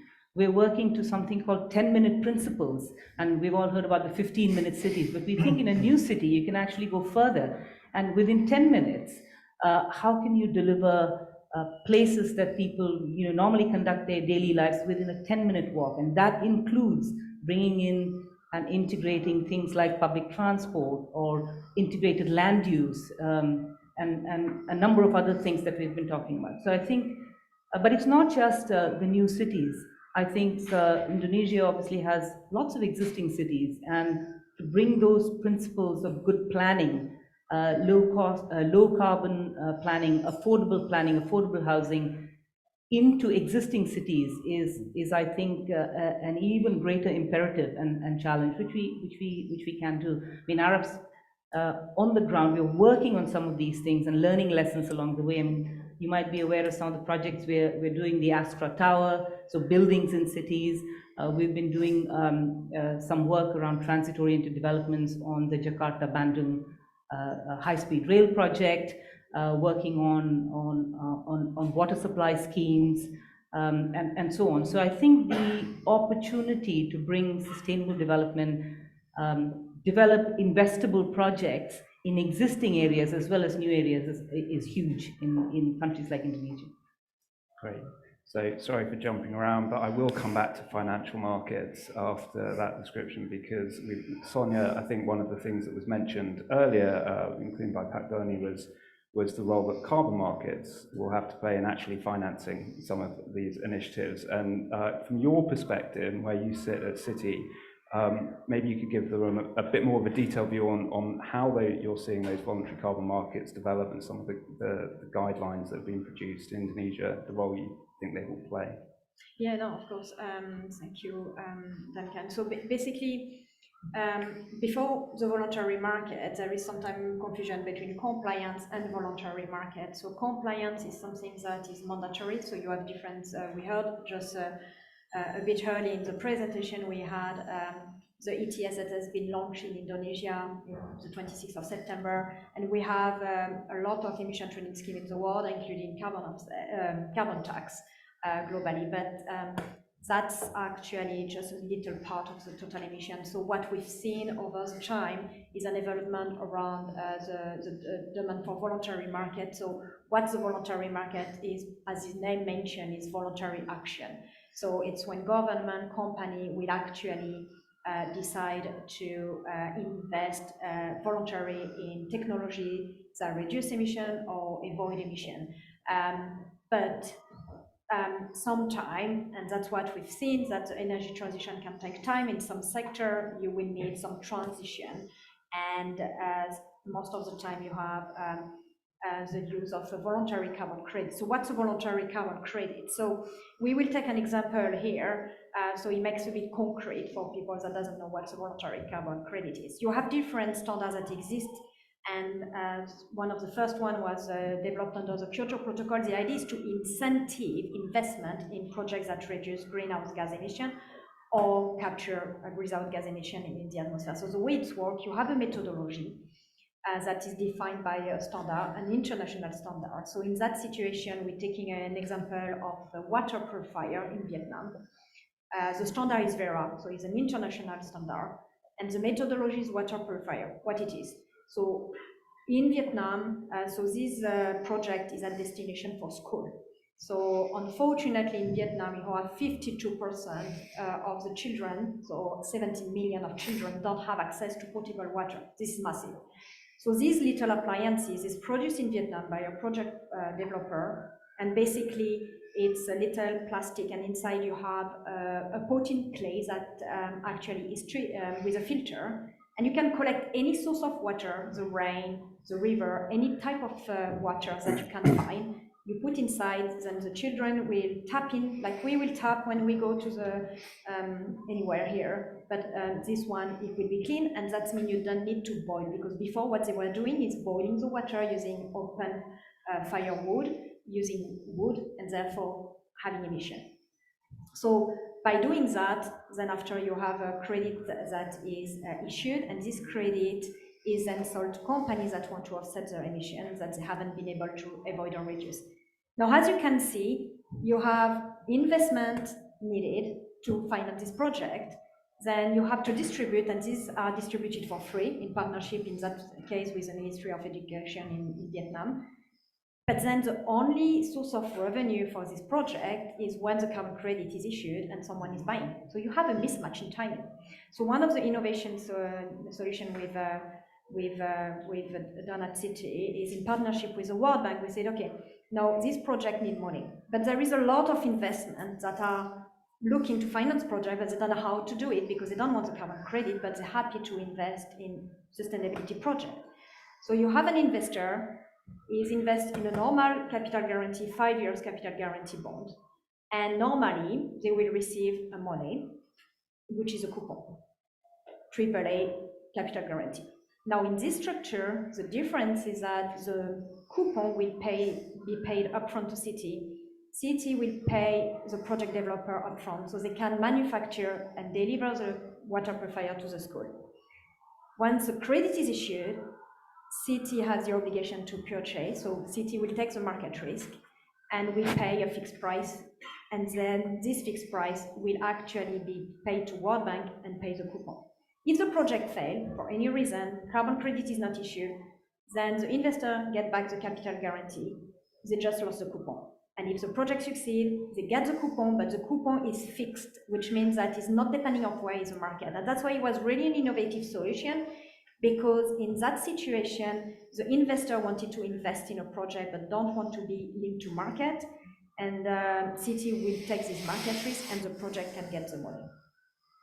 That's, I think, a really fascinating example of how innovative financing projects can work to produce scale and pace that's needed, and to marry up with the investment plans, I think, the government and the pathway that the government is setting out. And John, it rather seamlessly, I think, brings us to what's been talked about a little bit this morning, which is the Just Energy Transition Partnership, this model of private-public finance mobilization that I think Indonesia is a step beyond many others, bringing together.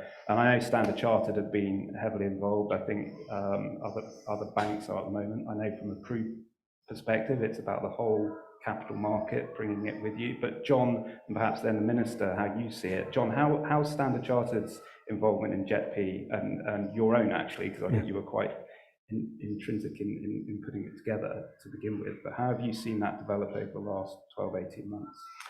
So the Indonesian JETP followed on from the South Africa JETP, and as a result, in the design of that JETP, we were able to learn some lessons from some of the sort of the doings of the South Africa JETP. And what distinguished the Indonesian and indeed the Vietnamese JETP from the South African one is the private sector was involved right at the beginning. So you saw in the pledge of $20 billion that was made last year at the G20 summit in Jakarta, you saw $10 billion pledged by public donors, the US, and other members of the G7. And then you saw a matching $10 billion of private finance pledged by a number of banks within the GFANZ alliance, of which Standard Chartered was one, as an indication essentially of good faith that the private sector was ready to get behind the Just Energy Transition Partnership. Because if you look at the South African JETP, you've got $8.5 billion of concessional finance, which is supposed to help and catalyze private sector funding to fund a $97 billion investment plan. So you've got a sort of significant ratio of more than 10 to 1 of mobilization that's required. And in Indonesia, again, we've got $10 billion of public money, you've got that 10 billion commitment from GFANZ, but the anticipated level of the investment plan is going to be way north of $100 billion. So it's going to, again, be significant mobilization required. And we've had a really enthusiastic reception from the government of Indonesia, who've really leaned in to the challenge of administering the JETP in a very enthusiastic and successful way. But there are a number of challenges that we face and we're working to resolve together. I mean, one is the stage in the economic cycle that Indonesia finds itself in. So if you compare it to South Africa, in South Africa, their coal generation facilities are falling over. They're reaching the end of their natural life. So it's quite unproblematic to build out renewables. In Vietnam and to a lesser extent in Senegal, the coal facilities have not yet been built in some cases, and it's easier to abort the building of a coal-fired power station than to phase one out early. In Indonesia, the coal fleet has been built. The government has been really successful in building out the energy supply for the Indonesian economy. But it's very young, sort of 8-9 years old, I think is the average age of the coal fleet in Indonesia. So that's a real challenge. How do you phase out coal power stations ahead of the end of their expected natural life, and bringing together carbon credits and other innovative financing mechanisms to bring about early phase out is really important. Which leads me on to the second challenge, which is Indonesia is an archipelago, as we've all seen, and that means that it's not one coherent grid. Despite the efforts of the government to link up many of the islands, you don't have one grid. So you have this difficult scenario that you've got essentially ample capacity of power in Java, but there are other islands where you're still needing to build out power, and in the absence of interconnectors between the islands and their very significant distances, you have to build out power in each of the islands, and you have to operate as a series of independent grids. Now, interconnectors will help resolve that, but they come with challenges. And if you look at the X-Links platform that investors are trying to build between Morocco and the UK, to lay the cables for that, they're having to build 2 cable factories because there's not the supply of cable, HVDC cable, around the world to enable that. And similar challenges will present in Indonesia, which means that often we're seeing captive power being built out in places like Sulawesi at the same time as we're trying to phase down coal in Java, and that's a really thorny challenge. And then the other thing has been mentioned several times, including by the Minister for Investment and Pak Perry, is Indonesia's role in the low carbon economy. We've seen this massive uptake of electric vehicles in China. Sinopec just announced that oil demand is falling now in China because of the impact of electric vehicles. That's great. We want that to continue. We want that uptake in Europe and in North America and across the world. But that requires minerals and components, and nickel is one of them that's been highlighted. So you've got this tension between the need to develop the resources for the low carbon economy and individual actors like Indonesia that are involved in that and supporting the world's effort to get to a low carbon economy, and the power demands that you need for mines and smelters in rural parts of the economy. So there are a set of thorny challenges, but the Indonesian government's leaning in really heavily, really energetically with banks and with the donors to work together to resolve them. Thank you, John. And Pak Nurul, before I come to you to actually give your reflections on what you've just heard, I'm just going to give the audience and those of you online a warning that we will come to you for questions after the Deputy Minister just reflects perhaps on how you see the progression of the JETP and the issues maybe that John and others have just touched on.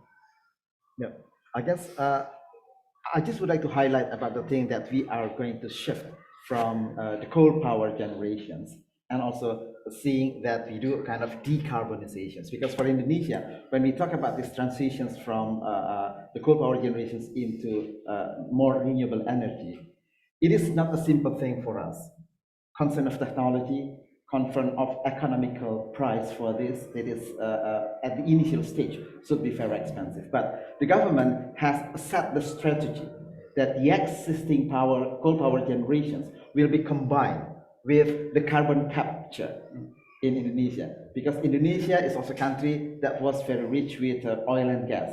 We are still having this kind of as well. And we have been calculating for this carbon capture, we have the capacity to capture the carbon and to insert it into our underground for around less than 16 years for doing this, while at the same time, we would like to have this faster, of course, but we are going to combine between this in order to reduce the carbonizations that we have with our power cogenerations. So while having this, then we are going to continue by developing the renewable energy in Indonesia, which is also potentially across Indonesia island, started from west to the eastern part of Indonesia. We have this kind of capacity. So we would like to be taking participations of reducing the carbon emissions by the potentials of naturals that we are going to have by capturing and also storing into our land.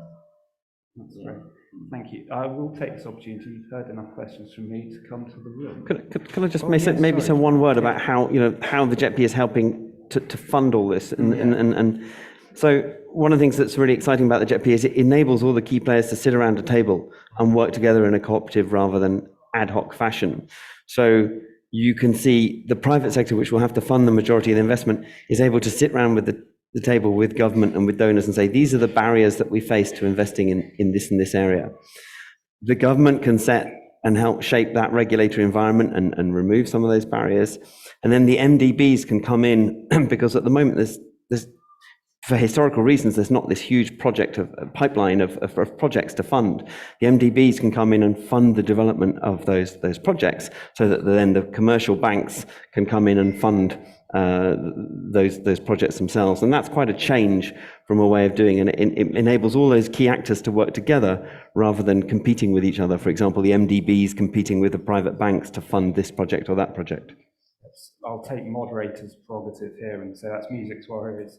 It's not just the banks, it's also the insurers and asset managers. We're very keen at Prudential to involve because there's a natural life cycle for holding these sorts of assets as long-term investments. And actually in my other job, not Pru, I support our chair with Shriti Vadera on the work the World Bank Group has kicked off on the Private Sector Investment Lab, which is precisely trying to address these scale and pace of mobilization challenges that John's talked about. So if anyone in the room has any questions on that, I'm happy to field those. So sorry, we have some microphones and I can't see hands up, but here we go, we have one here. Hi, thanks. Coming from a private sector point of view, obviously we've spoken a lot about regulatory, but the voluntary side of it, I mean, the goals are moving quite quickly with the financial sector on TCFD, TNFD.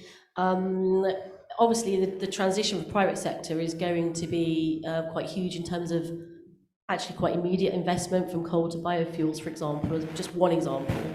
How do you see those investment flows moving more readily, probably, than they currently are to private sector, given that with the moving goalposts of voluntary standards in the private sector, with, as I said, TCFD, TNFD, and others to follow, it is a bit counterintuitive to invest in a high-risk climate impact project, which is actually, from a private sector point of view, what we are seeing.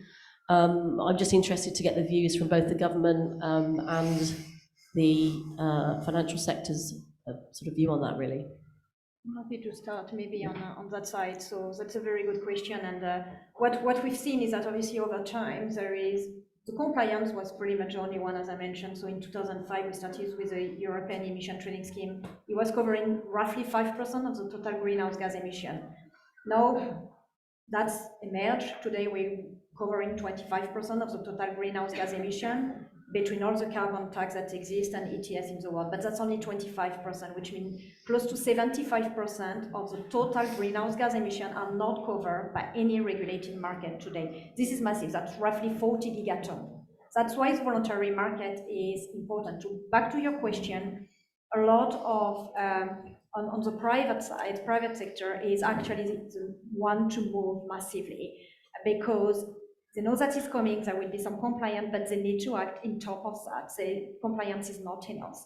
Now, there is a lot of risky investment, but there is a lot of reward. So one of the speakers earlier was mentioning that you cannot just an investment, but you have to have some return around that. And that's why actually linked to your point, we have to work all together. So a bank like Citi, for instance, we're here to help and structure and put all the different parts together. We can bring investment, we can take market risk, we can source a project and help to find different structure matching different risks. You have some private sectors that will like to take a project risk, but not the market risks. That's what we will do and help that. Or some that would like to actually have a higher reward and take the project as a market risk because they believe the market will increase.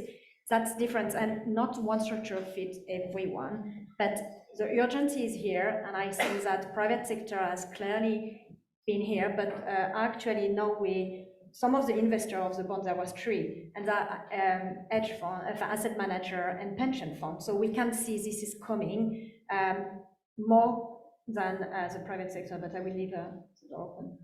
John, did you want to? Yeah, I just wanted to give an example of the sort of wicked problem that we're grappling with. One is how do you finance the early phase out of a coal-fired power station?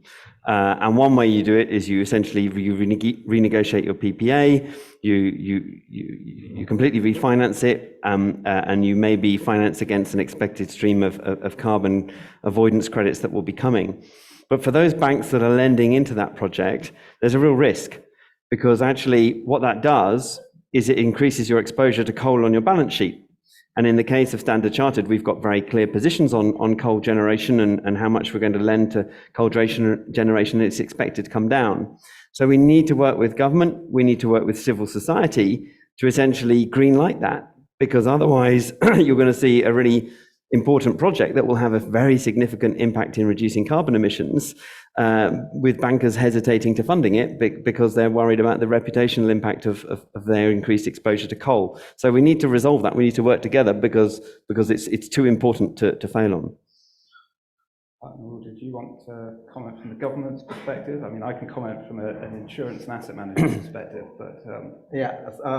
My office is not dealing with these financial sectors, but for our case that we are going to provide also the opportunity for the investors to come into the carbon projects in Indonesia, because Indonesia is having also huge NCS potentials. It means that we are having the second biggest peatland in Indonesia, and we have also a lot of deforested forest that is going to be a kind of potential project for reforestations for this carbon. And then we are also having a very huge coastal land in Indonesia that could be very possible to be the project for this decarbonizations, while we plant this kind of mangrove, a lot of it. And since we are also having more water than land, so the blue economy to reduce this carbon as well, one of the potential. So in this case, we are going to open these opportunities, then potential of this project and the carbon could be traded in Indonesia, as it mentions before, that we have also this carbon exchange system in Indonesia that is already issued. So that's basically the government that will do more. That's really helpful. I think what it points to, and back to the question, is the importance that actually the standards and taxonomies that we develop marry with the pathways that the countries themselves are putting in place, so that there is confidence from all stakeholders that you're investing in transition and not disincentivizing that finance to flow where it's quite frankly needed the most.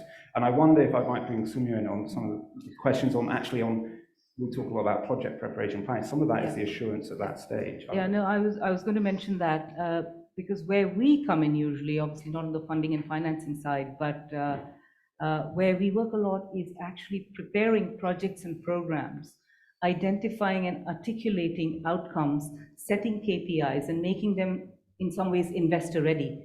And we think often there are projects that are presented in such a way that may not attract investment, but in fact they're on a pathway to decarbonization or some other good outcome. And if we can structure it that way, if we can identify what those final outcomes might be, and set up a monitoring and evaluation sort of regime that can begin to identify progress as it moves along, we find it attracts more investment. So on the project preparation side, I think there's a lot of work that we can do.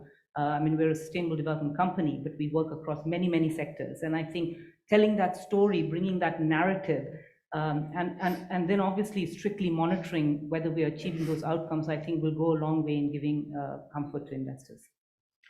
I want to bring in some people online, and I have a question here. It's a bit of a change of tack, but it's a good one, because this is an investment forum, so I think this might come to you.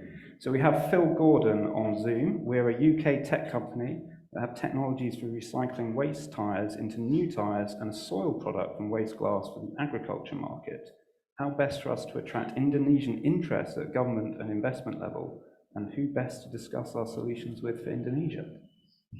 I'm not sure if you have any perspectives, but I will come here first. Yeah, so the direct partners that you need to discuss with is our office, yes.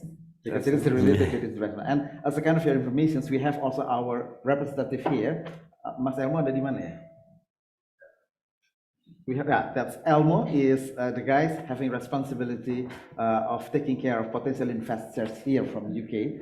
So it means that we are, the name of my organization is Investment Coordinating Board. So as long as the sector is not in the financial sectors and not in upstream oil and gas, so you are going to deal with us. So it means that we play the role as a kind of also bridger for this, to connect you, your interest, your technology, and also the interest coming from the municipalities and regencies that they would like also to have this kind of facilities to shift the waste into the energy and something else.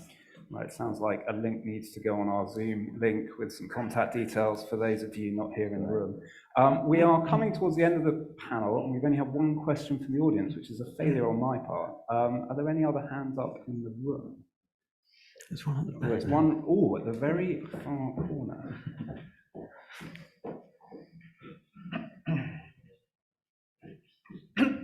Hi, thank you. Tim Paddison, CEO, Economy Solution Group. It's a question for all of you, really, but potentially, John, you may have more thoughts.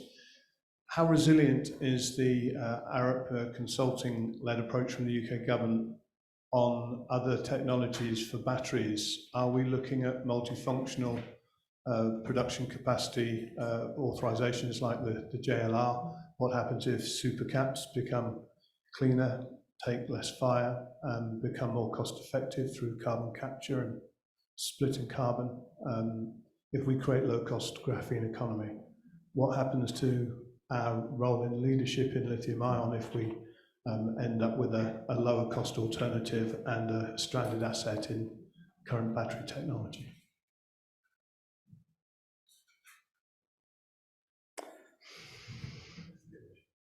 Tricky question. John, you got called out there. Yeah.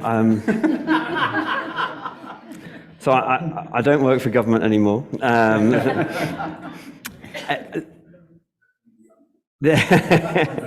mean, one of the things that we look at is the whole low carbon technology sector is evolving so rapidly that you don't quite know what the future holds, and one has to keep technology options open. So in a previous role, I was the UK's ambassador to DRC, and DRC, as you know, retains stock of about 70% of the world's cobalt, and was therefore of the view that it could make a lot of money for the country out of cobalt, and was quite restrictive in terms of how it dealt with investors.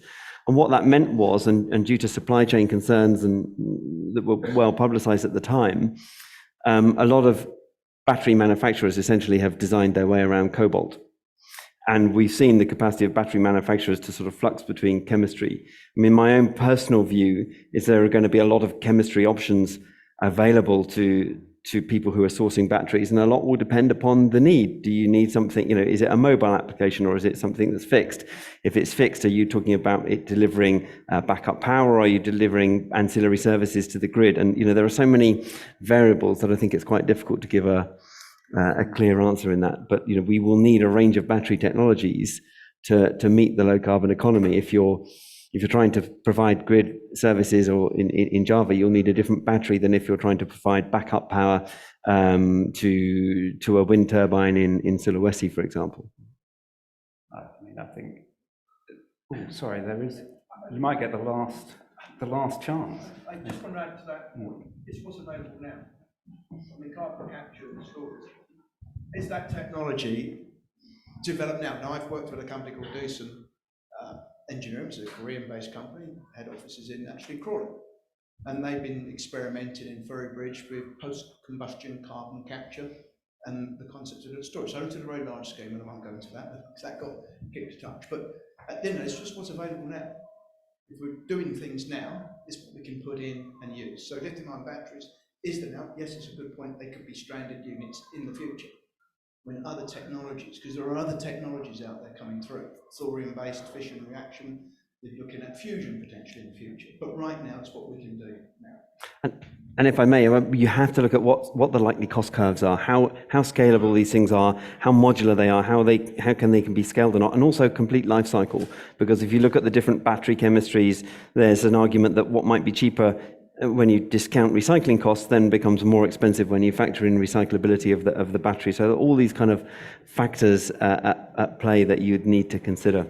I think in very simple terms, it points to a lot more engagement between governments trying to create these pathways and policies and technology choices and business, which is what we're here for today and this afternoon, indeed, to talk about some of the matching. So I might, if I may, leave the last word to Pat Newell to bring the panel to a close on this afternoon. Any reflections? Yes, right. Thank you, Duncan, sir. Ladies and gentlemen, I guess I have to say thank you for very good attractions and intentions coming from your side to know more about Indonesia. But frankly speaking, that you have many parties here in this room that could be the alternative for you to learn much more about doing business in Indonesia and looking for the partnerships in Indonesia. We have IIPC, we have also Pak Chris Ren and Pak Doni as a representative that has been very long experiences, and we have our IIPC. So it means that even though Indonesia is a bit far away from UK, but we have some Indonesians representative here that could put you in a very close distance of discussing potentials and also a partnership that we could do together. So I just would like to say that we have a lot of potentials in Indonesia, started from downstream industry, started from decarbonization projects that we are going to have in the future. So please don't come too late, because it is a kind of festivity that we would like to invite you. We are going to have a great party in Indonesia with fair use of foods and beverages. Please do come. If you don't, then your food will be taken by somebody else. Thank you. On that note, thank you very much for the panel. So we've got some great panelists here, and actually, you know, this might not look like a particularly diverse panel on at face value, but it is in the context of the Indonesian e-commerce and payment systems, because we have the central bank, the policymakers, we have the largest Indonesian incumbent bank, we have a domestic e-commerce system, and then we have a UK-based digital payment system operating in Indonesia as well. So we have a really great, I think, and diverse perspective of what's actually happening on the ground in Indonesia. So to introduce them individually, so I have Pak Alis Arifin, the Chief Executive Officer of Bank Mandiri. I have Dudi Dermawan, who's Director at Indonesia Central Bank, Bank Indonesia, in charge of their payment system policy. We have next is Carl Redding, Director of Investor Relations with Bukalapak, and then we have Steve Norde, who's Managing Director of the WISE platform.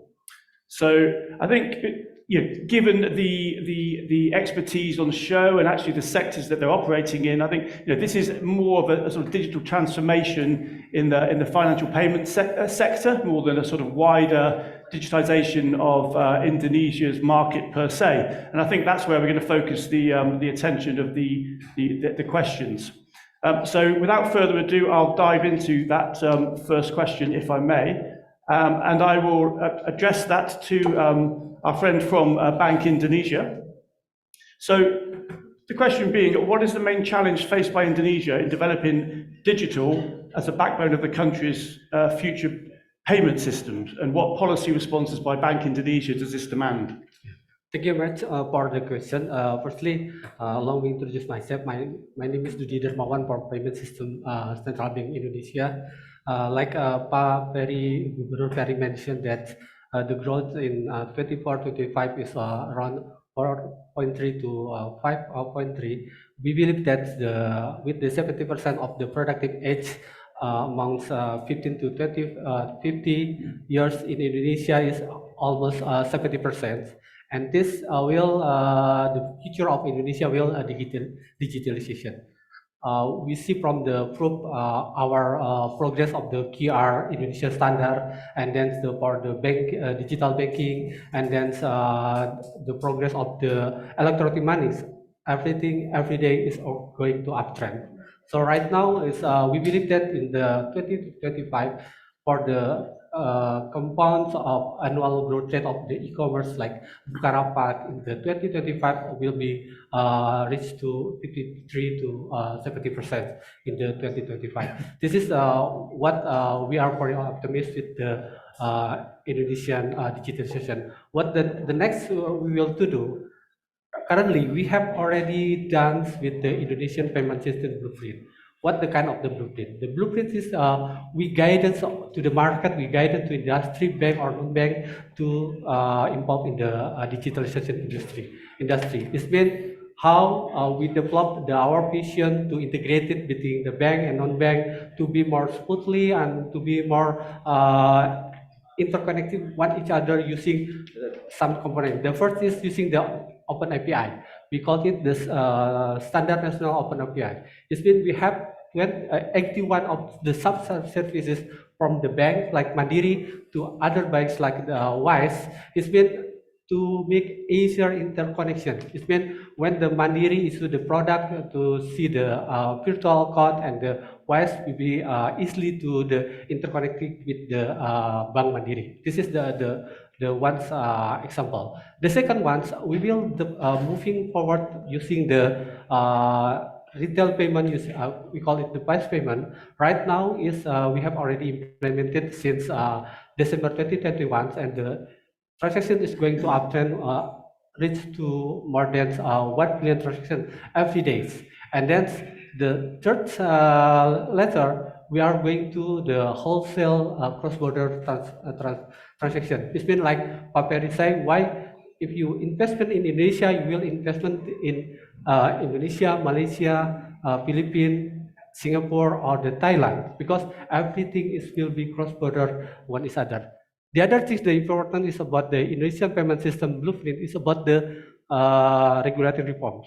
We have already streamlined, reduced the streamline for the regulation from the 125 regulation to be the 8 regulation. It's been simple for the investor to come to Indonesia to invest the Indonesia payment services or in the infrastructure payment services.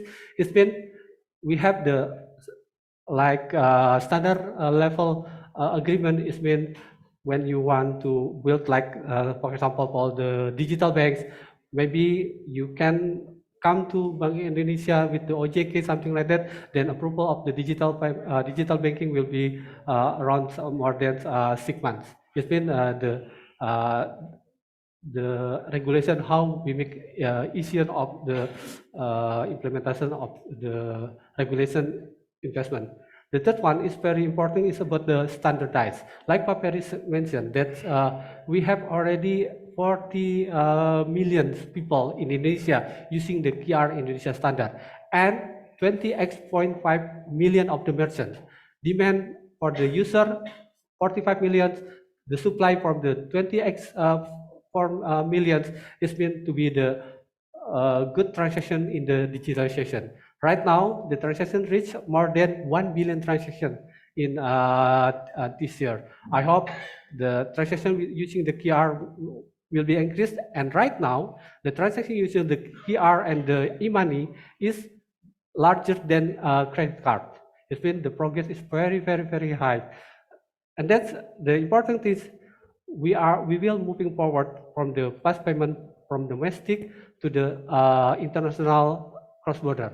We are using the Nexus project for the retail payment, and then we are using the cross-border payment for the RTGS. That's what we observe about the strategy in Bank Indonesia. Thank you. Okay, that's wonderful. Thank you. And going on to Pak Aries, in terms of your Bank Mandiri's perspective, How are the incumbent banks facing and embracing the competitive threat and environment from digital startup banks, payment platforms, and e-commerce more generally? Yeah, I think the digital bank and the fintech was a big story a few years ago when we as an incumbent bank were slower adapting at that time.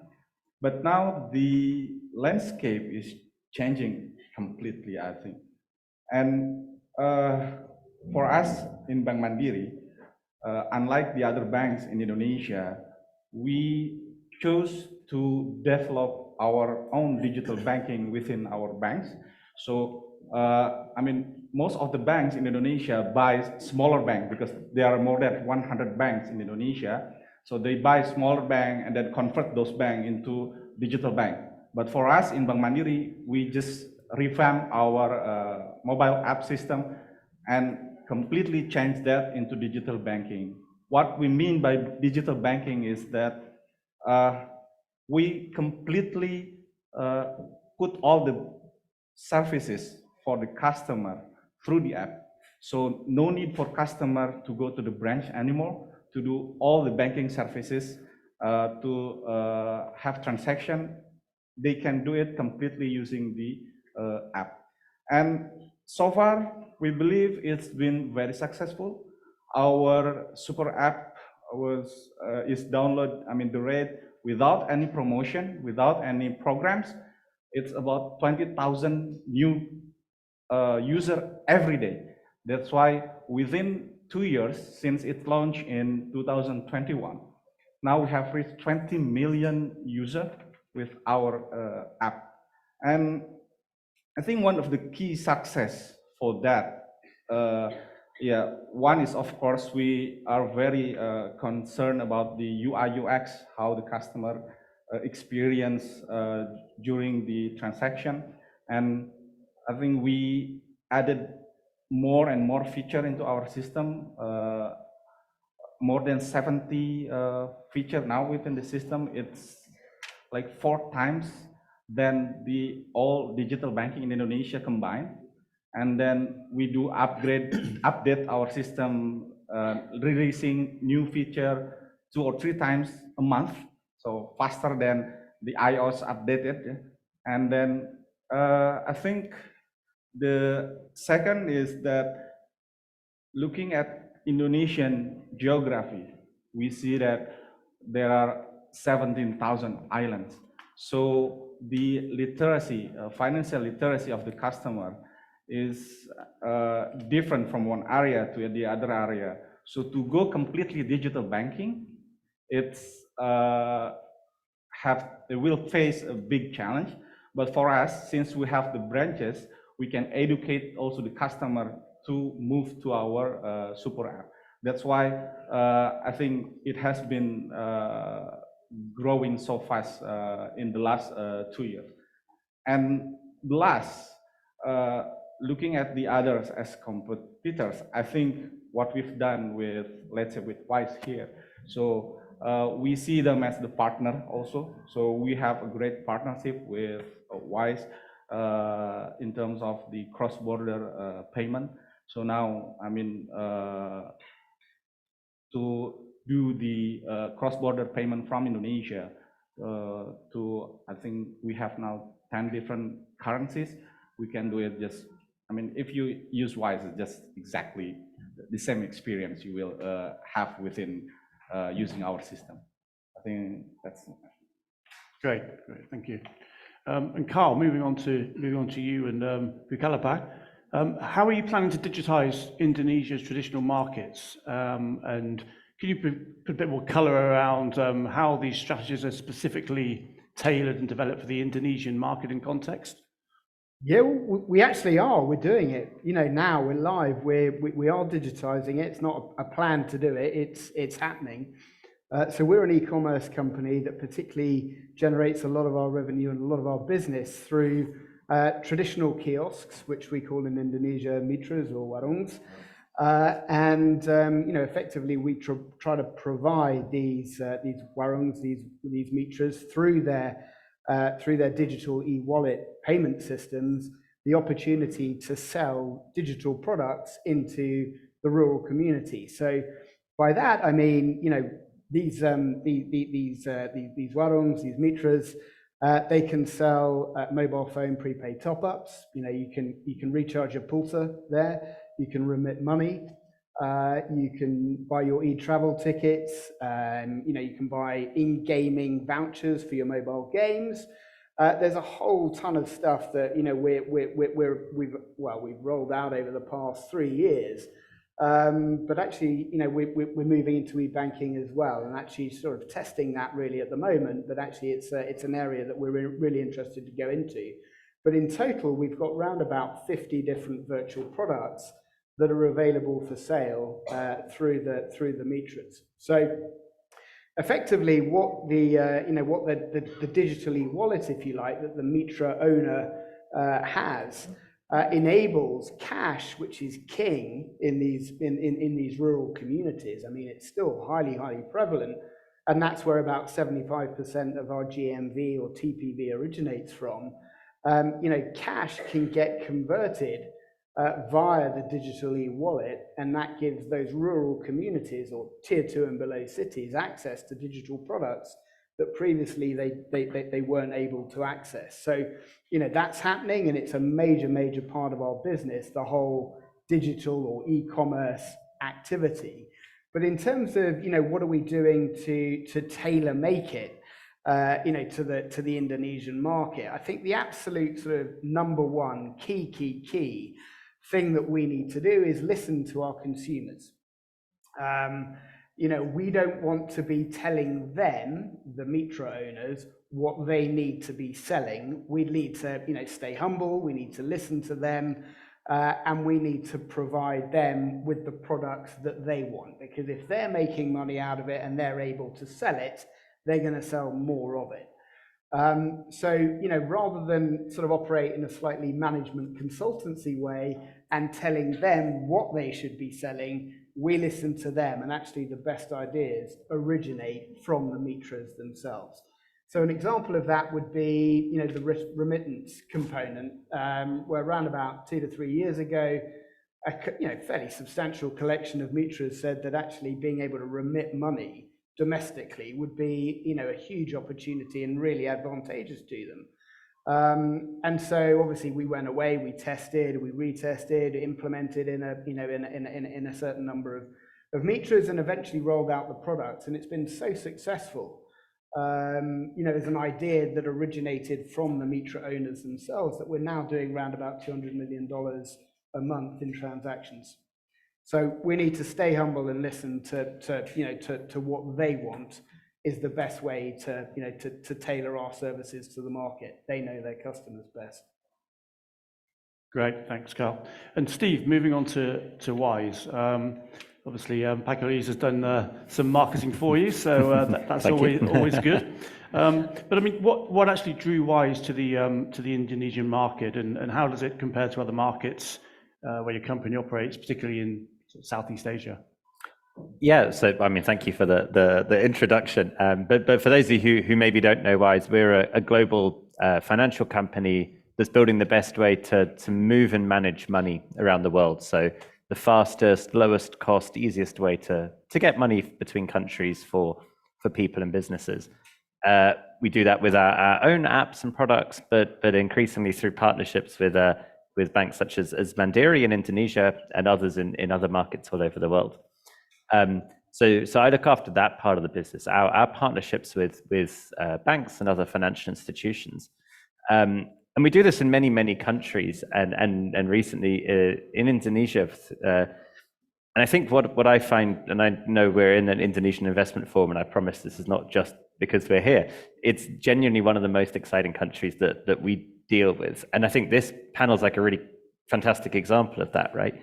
A lot of that kind of real connected, joined up thinking from regulators, large banks and fintechs and other payment platforms, really working together to say, how do we get the right outcomes for customers here?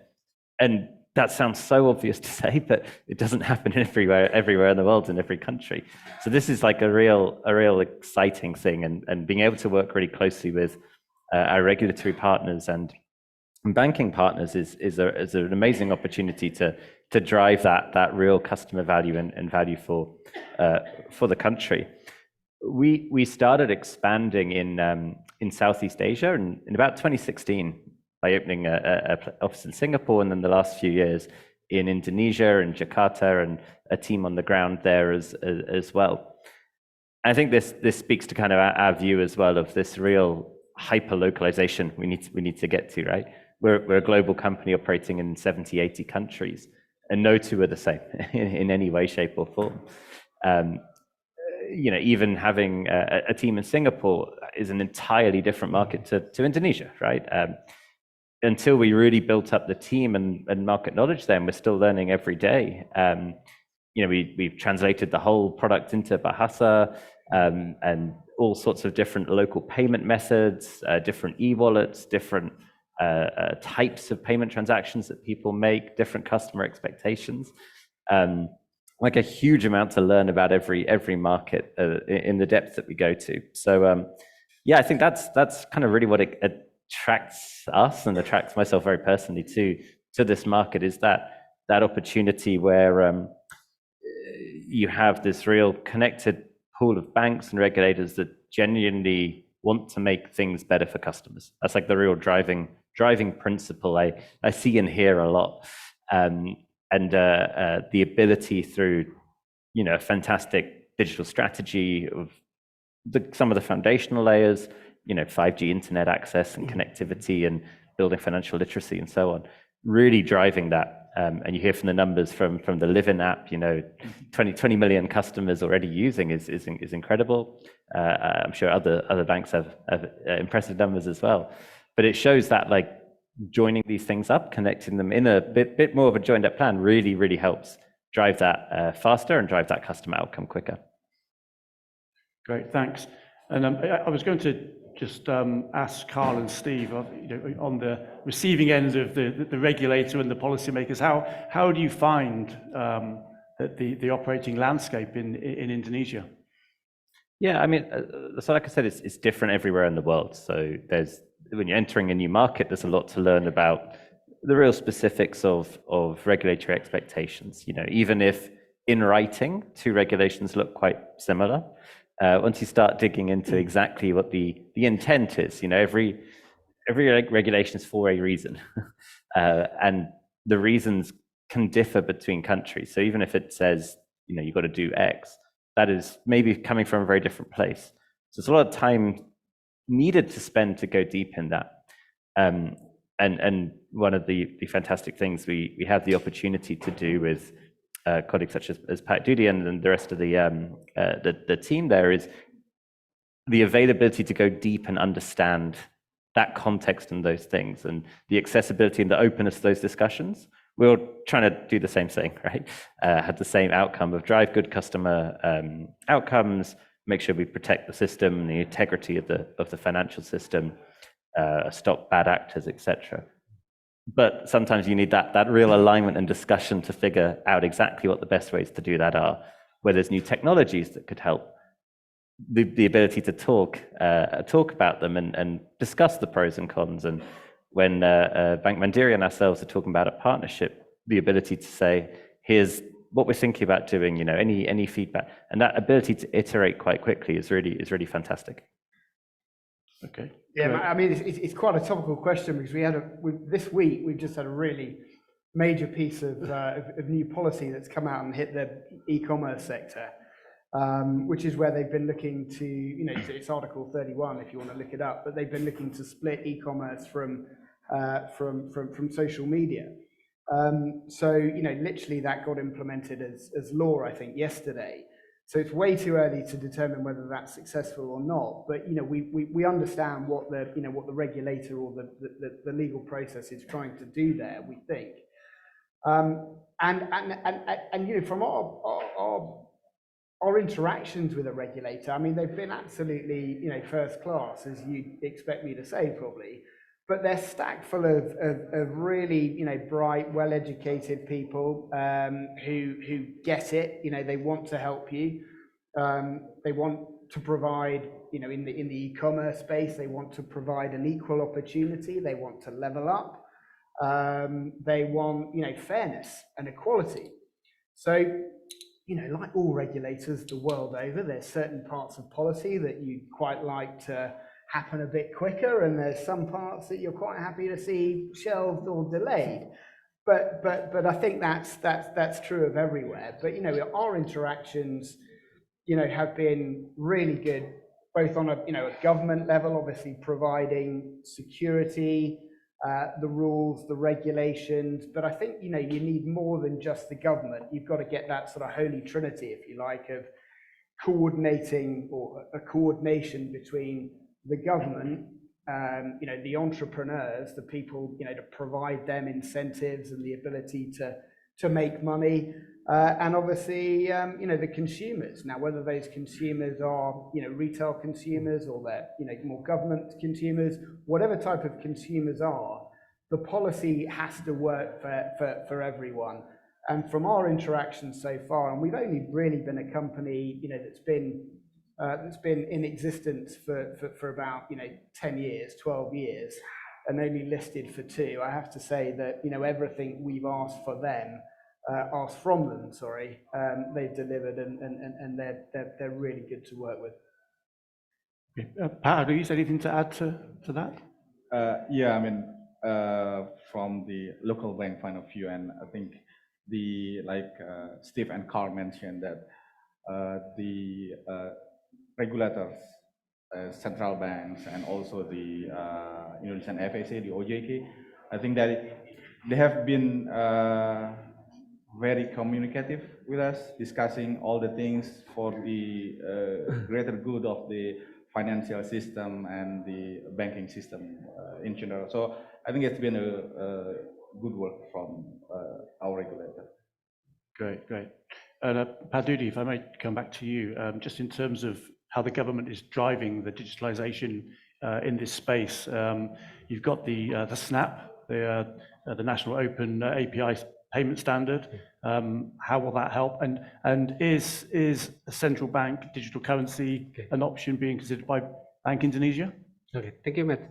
For example, we have Bank Mandiri, Bukalapak, and Wise. For example, if you want to buy something through the e-commerce, you will call the card, right, to buy something, and then the payment method, maybe you can using the e-money, so you can using like Wise e-money, and then Wise didn't have the account in the bank, so Wise partnership with the Bank Mandiri, so the Wise can be manage the money in the Bank Mandiri. How we protect the customer protection? For example, if you have the problem with the transactions, so before the transaction, Wise should be fulfill the regulation, should be checking about the fraud detection system. You have the problem with the background of your transaction, you have the problem with the historical of the transaction, and then in the Mandiri, we're checking about the AML safety, anti-money laundering. It means we will checking about this is the transaction is clear or not. So when the transaction using the Wise, the communication between the Wise and the Mandiri, we are using the SNAP, Standard National Open API. If the Wise would like to increase the partnership with other banks, this is very easy in Indonesia right now. Wise didn't need to call the other banks, just only see in the website in the banks and then see how about the regulation of the SNAP. Wise can come to the develop site in the SNAP and then come to Bank Indonesia to get the license in Bank Indonesia. This is the simple example of how the SNAP is very useful. We have 81 sub-services. For example, SNAP can be open account with virtual account. SNAP Wise can be checking of the balance in the Bank Mandiri using the balance account.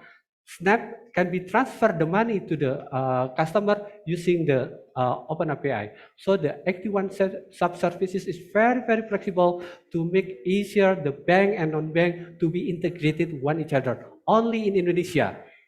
For example, in Singapore, Wise, if you want to join with the Deutsche or with the UOB banks should be communicated with the regulation first, and then should be communication with the banks. In Indonesia, we facilitate how to communication between the Bank Mandiri and WISE with others bank or WISE with the Bukalapak, and the communication is very standard securities using the standard national open API. This is the one example of how the Snap is powerful to increase the leveraging transaction in the e-commerce. And briefly on the central bank digital currency. Oh yeah, yeah. In the Bank Indonesia, this is what our strategy, how we follow the innovation in the industry, especially in the cryptocurrency and crypto asset. So Bank Indonesia will issue the digital currency. Currently, we have the project under the proof of concept. We will issue the proof of concept in the near future, and that's going to the piloting.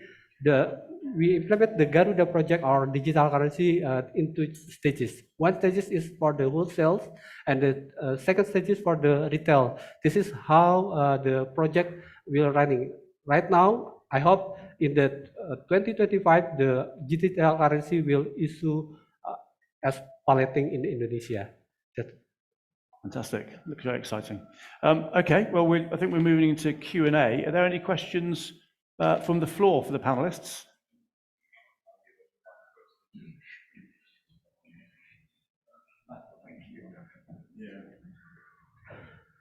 Hello. Okay. Yeah. Lutfi Talib from Singapore. The way that digital is going, and Mandiri is clearly driving this very hard. Is this the death knell of the ATM machines? There'll be a lot of space lying around in all the supermarkets. Yeah, so that is the other coin of this digitalization. So for ourselves in banks, I think we have reduced quite a lot of ATM machine.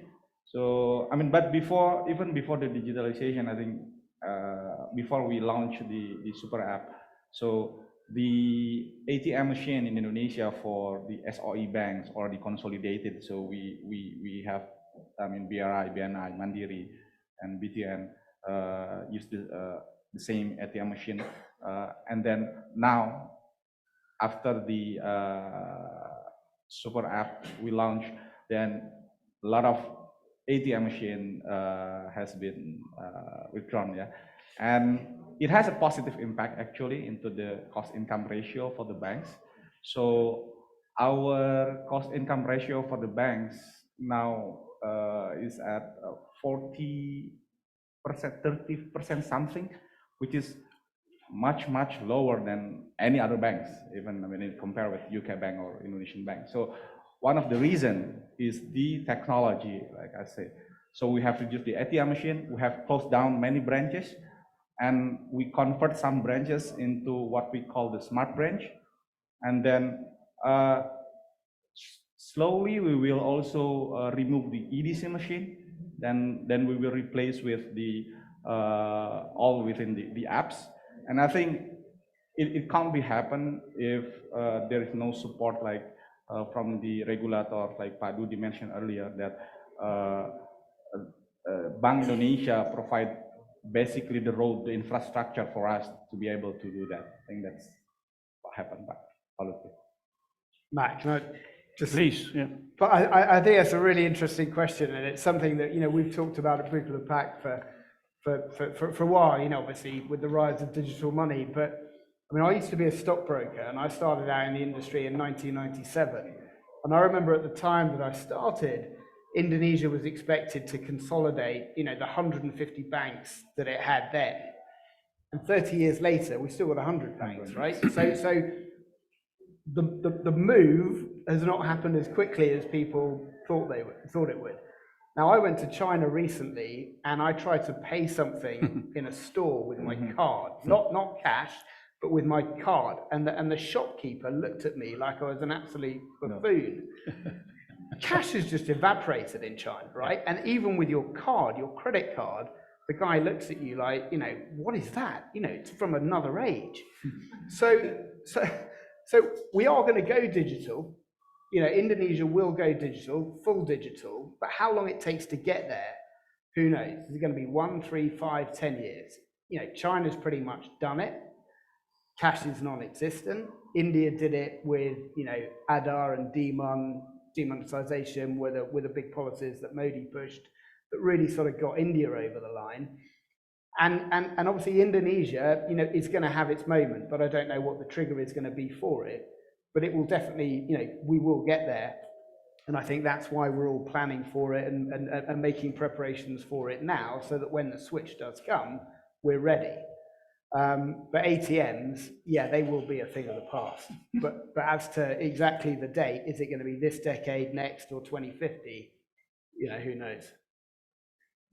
Thanks, it's a helpful intervention. I can certainly back up that experience in China, having gone there recently myself. Any more questions from the floor? I've got one from online, if not. Oh, there's one at the back there, I think, a bit blinded by the lights. Thank you. I'm Prachi from Indonesia. So, in the massive rise in the digitalization of financing, we've also seen a rise in issues and problems in this area, like criminal activities and finance and digital financing, and especially in Indonesia. Recently this year, we've seen a case of a cyber attack on one of the largest Syariah bank in Indonesia. We also see issues about the data breach. So, from a policy perspective and also from the private sectors, how the government and also the companies try to prevent these issues to tackling in the future. And in the UK, may I know how these issues also occurring as well in the UK, and how the UK government respond to these such obstacles and issues? Thank you. If you want to take that. Yeah, I think the Sharia bank is our part in the groups. So maybe in terms of the cyber attack, the cyber crime, we believe that it is something that we have attacked millions times a day, attack to our system.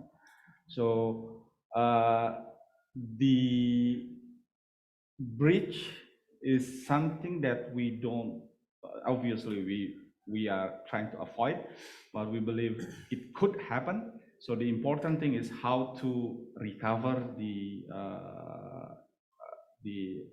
downtime and how to protect the data as soon as possible. So how we can detect what is wrong within the system, get recovery to the system. That is something that we also very concerned. And I think for us in Bank Mandiri now, we already work with top tier security company in the world. And then, I mean, just the same company used with big global banks.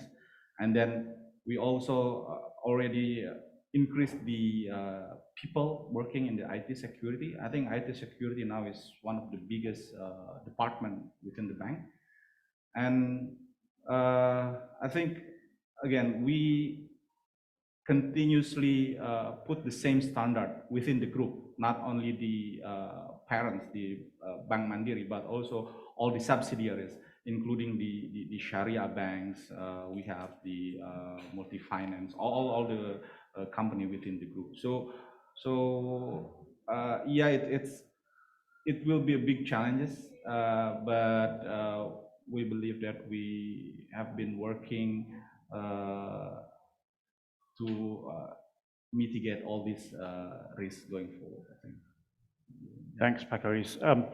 So I just want to get this this other question in. It's come from one of our participants online, Bayan Urabieva, I hope I said that correctly, of Risk Enterprise, a UK-based new risk analysis technology. For an earlier speaker, what would be the key success for UK companies offering competitive technology to Indonesian banks is the question. The real challenge for us is that we see the need and inquiries, but not replies to our communication. What should we do about it? I mean, I can answer in, as maybe kind of partly a UK company who's worked closely with many partners in Indonesia. A huge part of it is building that relationship, right? Like I don't know how many times I would have emailed someone at Bank Mandiri before hearing back, perhaps. But there's absolutely no alternative to spending time together in person and really going deep into what is the problem. I see lots of companies, whether they're selling to us or just other sales folks, trying to sell, right? Rather than trying to really deeply understand, this is the very specific problem that this person has, and really proving out that case of how it can help, right? I think often you're so confident in your own product, right? You know exactly what it can do and achieve. It's quite hard to communicate that and to remember that someone hearing has never heard of you before or the benefits before, and really helping prove that out is something we spent hundreds of hours, I'm sure, on together, right? And going deep into actually, if you think about then the implementation, what is that exact flow going to look like? Really working together on this screen. If you change the wording from X to Y, from our learnings, this is going to drive conversion up another 10 percentage points, right? It's not a case of saying, hey, like let's use this thing and off we go. So I know it's maybe fairly generic advice, but I think these are the two things I've seen being most impactful is like time together in person and attending all the right events and places and building those relationships, and then going super deep into actually what that problem is and proving out how your solution solves it. Yeah, I think I wanted, I may add a little bit to what Steve said, that I agree with Steve that the key is relationship and communication, how we build that communication. But I mean, in Indonesia, we are currently, if I'm not mistaken, fourth largest fintech company in terms of number in the world. So there are a lot of product or solution that available within Indonesia also. And I think the key, as Steve said, is also I really agree on the solution. What kind of solution? Because as a bank, we see what the problem is that our customer has, and then we try to find solution. We try, if we can't develop it by our own, then obviously we will try to find partner within the fintech company, just like we've done with Pfizer. Yeah. Okay. We have a regulation for the foreign investor to invest in the payment system services. The regulation is the maximum of the ownership should be 85%, and then 50% with the domestic partnership. This is the one regulation. The second one, if you want invest to be the payment infrastructure, the maximum of the ownership only 20%.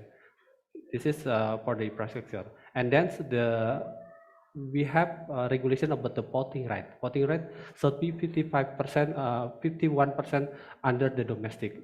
This is for protect Indonesian payment system. And then the big challenge for the foreign investor, which one come to Indonesia, for example, the WISE, everything should be processing domestically, including the DRC, cloud computing, something like that. So you should be invest in Indonesia. That's the regulation. Currently, we have processing of the for foreign investor to come to Bank Indonesia for the licensing. We have some discussion about the pre-consultative meeting, how you plan or how big the market, how you want to depart with other banks. We open from Sunday to Friday. Every day we open for the consultative meeting. If you would like to invest in the payment system services, that's from our regulation side. Great. I'm just conscious of time.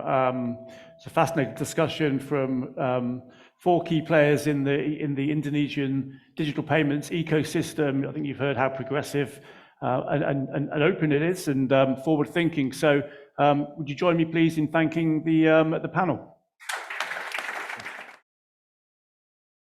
First of all, if I could introduce my first panelist, Rukma Hari Aji. I think we're going to call you Pat Aji, aren't we? Yes, let's keep it really simple.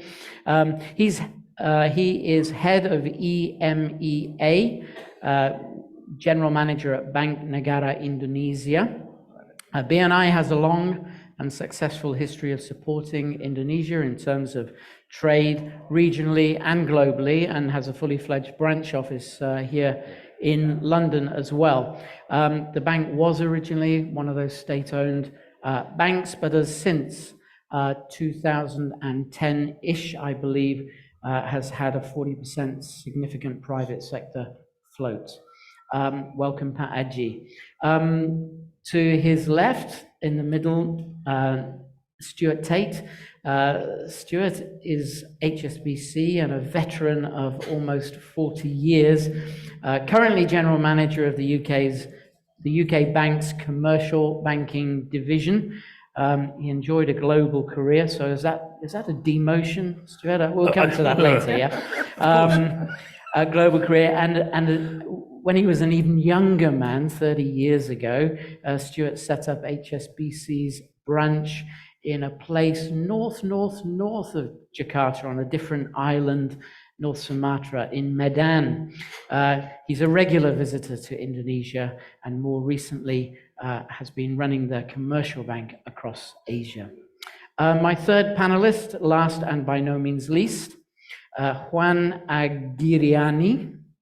Kiriano, beg your pardon, which is a great name to introduce somebody who's global head of sustainability at the Kerry Group, which was originally a dairy company from Southwest Ireland, but for many years now become a global enterprise, and its commercial focus is on taste, nutrition technology, food ingredients, and all the related R&D.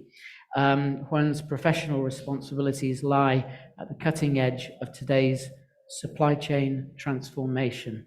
Welcome to the three of you. And if you wouldn't mind, I would just like to begin with a little bit of personal scene setting. We heard earlier from a range of fantastic speakers of very high profile and huge levels of experience and influence in Indonesia. So I won't get too involved in any of the stats that came out of that, and I certainly concur with all the positive sentiments that were shared. You know, I think also, whilst we want to focus on the opportunities of Indonesia, it would be impossible really to have an honest conversation also to not perhaps take a look at one or two of the challenges for Indonesia in becoming a key partner in the global company value chain. The opportunities are embedded perhaps in those stats that came out of some of those earlier comments. The UK is the 10th largest investor in Indonesia. That seems substantial. But actually intra-country trade is just that 4 billion or a little bit underneath, and Indonesia is bossing the charts in that as well, 2 billion versus 1.6 billion. And as was stated, this is just 0.2% of the total of UK trade value, with a country that, as we have heard, has established itself as the leading country in the context of Southeast Asia and that block of 700 plus million people. So, you know, and in terms of demography, GDP, natural resource reserves, and given the political importance as well, being the only member from within Southeast Asia of the G20, you know, that just makes that 0.2% look even tinier, but also represent a great opportunity. So my point here is British government, British business in partnership with Indonesia, you know, must focus on growing this relationship, which is already long established, already very, very positive, and perhaps one of the greatest potential available to the UK for the benefit of both nations in the world. And really were better to begin than with the more obvious opportunities that can be presented in terms of Indonesia's ambition to move itself up the value chain and be a more critical player in the development of the supply chain in terms of globalization and also resilience. So just a few headline points, as I say, by way of scene setting. But Pak Adi, I'd like to come to you first, if I may.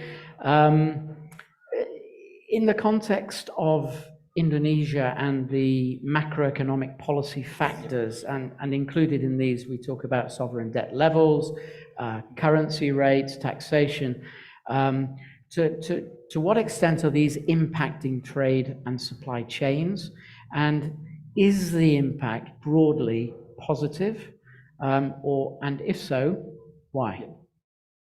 Thank you, Chris. I think several points that I already noted from macroeconomic policy. So I can see, in my point of view, this very significant for us, the impact on supply chain, because like Indonesia want to be part of the global supply chain. So if I can maybe take several success story. Now it's become very, very popular. We are talking about downstreaming. You can see from initiative the government implemented like tax allowance and also tax holiday, now investment for basic metal is incredibly high. And then the impact to supply chain such as import, I noted that 4.2 billion before pandemic, and now about 33.8 billion. From this fact that we can see a global supply chain, one thing from downstreaming in natural resources impacting very big result to Indonesia. And then the second one, from 2015, you can see infrastructure started built by government, and now the cost of logistic to GDP around 21% in 2021, and in 2013 I noted about 26%. So government now will see about 17% in 2024. I think this is the target. The other one, the impact, I think, so we can see from inflation. Inflation stable about 3% since 2016. I think this is the evidence that we can prove about the result of macro policy from government. And now if we are talking about the future, ESG, we are talking everywhere. Even in UK, we are as a small branch in here also encouraged to do ESG as well, to be as a pioneer, to encourage our head office in Jakarta to implement ESG. And as you know, that Indonesia also plan to to reduce emission in 2030 by 30%. So if we see in the future, green become one thing that we have to see. Yeah, I think that's it. Okay, thanks very much. A lot of background there on the macroeconomic progression, but I think overall what the message is stability, and natural, albeit perhaps modest progress. So Stuart, you lived in and worked in Indonesia some 25, 30 years ago, which was around the time I was arriving. And you have returned there more recently on bank business. What have you noticed in terms of commercial changes? And would you say that the changes are for the better, are for the worst? And perhaps more importantly, how do you see those changes impacting trade, supply chains, whether that's in the context of Indonesia domestically or indeed externally internationally? Thanks, Chris. Well, I don't remember bumping into you, but maybe we did. It was because we bumped into each other we didn't remember yet. So in some ways, I'm the worst person to be commenting today on change, and perhaps in some ways one of the best, because having lived there so long ago, 30 years, and being embedded in the local business community, I have a snapshot of what it was like in the early 90s, and I remember it well. I just got married, my first child was born there. It was a key part of my life and my working life. And then I've been an outsider ever since, but a periodic visitor. And I think when you're a periodic visitor, you notice change far more than people that are living there the whole time, which I think gives me a view that hopefully you find interesting. And each time I go back, I realize how much it's changed. It's too easy to think of a place being what it was as you recall it. And that change in Indonesia, from my perspective, has been profound. I mean, when I think how it was just 30 years ago, just part of my career, there's no comparison. And that's true of the economy, but also true of the people. I'm in a WhatsApp group with my old staff, my old team from 30 years ago. We stay in touch, but when I last met them 4 or 5 years ago, just before COVID, I realized how different their lives are, how different their working lives are, and how different the clients are. And I think there's a number of reasons for that. The first, and for me, probably the most important, is the fact that Indonesia is now so much better known. It's understood. It's not a distant land. I know it is geographically, and that was mentioned earlier, but the familiarity of people around the world, especially business people that are looking where they want to invest, where they want to buy from, it's far, far greater than it was at that time. And the sophistication of the market is far greater. Much of what I had to do in banking was actually done from Singapore. It was offshore and it was working with Japanese banks. Today, as we've heard from so many of the banks, both foreign and domestic, much of the finance, the investment can actually be done from within Indonesia. And that's because the talent is there and the products and services are available from the financial institutions. And if you put all that together, because many of those people have been educated overseas, it's a much more connected market than it was before. And for me, trade and doing business and supply chains, it's all about connectivity, it's about people, it's about trust, it's about knowledge. Phenomenal upside. I think some of the figures that have been quoted today and that are freely available in the public domain that were harder to get hold of in the past, people can see the upside potential. And when you land at the airport now, I remember the old terminal, go into this wonderful new terminal, go into town, the hotels and everything. The infrastructure is just so different. And that is one of the first things that strikes a visitor who may or may not be an investor. And of course, it's politically stable. It's a nation, like so many others around the world, that hasn't always been politically stable, but it is now, and that's a very big difference. But we have to remember that businesses have choices. They have choices where they invest. And I think the challenge for Indonesia, as any other country, is why would businesses choose to go there? Why would UK businesses invest there and from other countries? So there's still some misunderstanding, a lack of detail that I think is so important to help with that. And events like today, put on by the embassy, are terrific to build that understanding.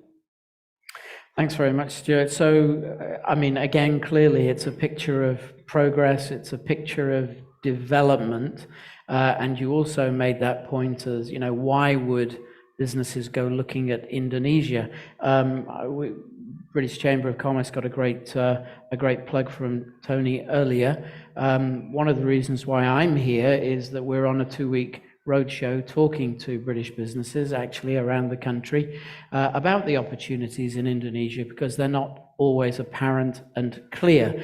But whilst there is huge opportunity, I think it is also fair to say, and I'm going to bring you in here, Juan, it's fair to say that it isn't an easy market to work in. It isn't easy to get a footprint established.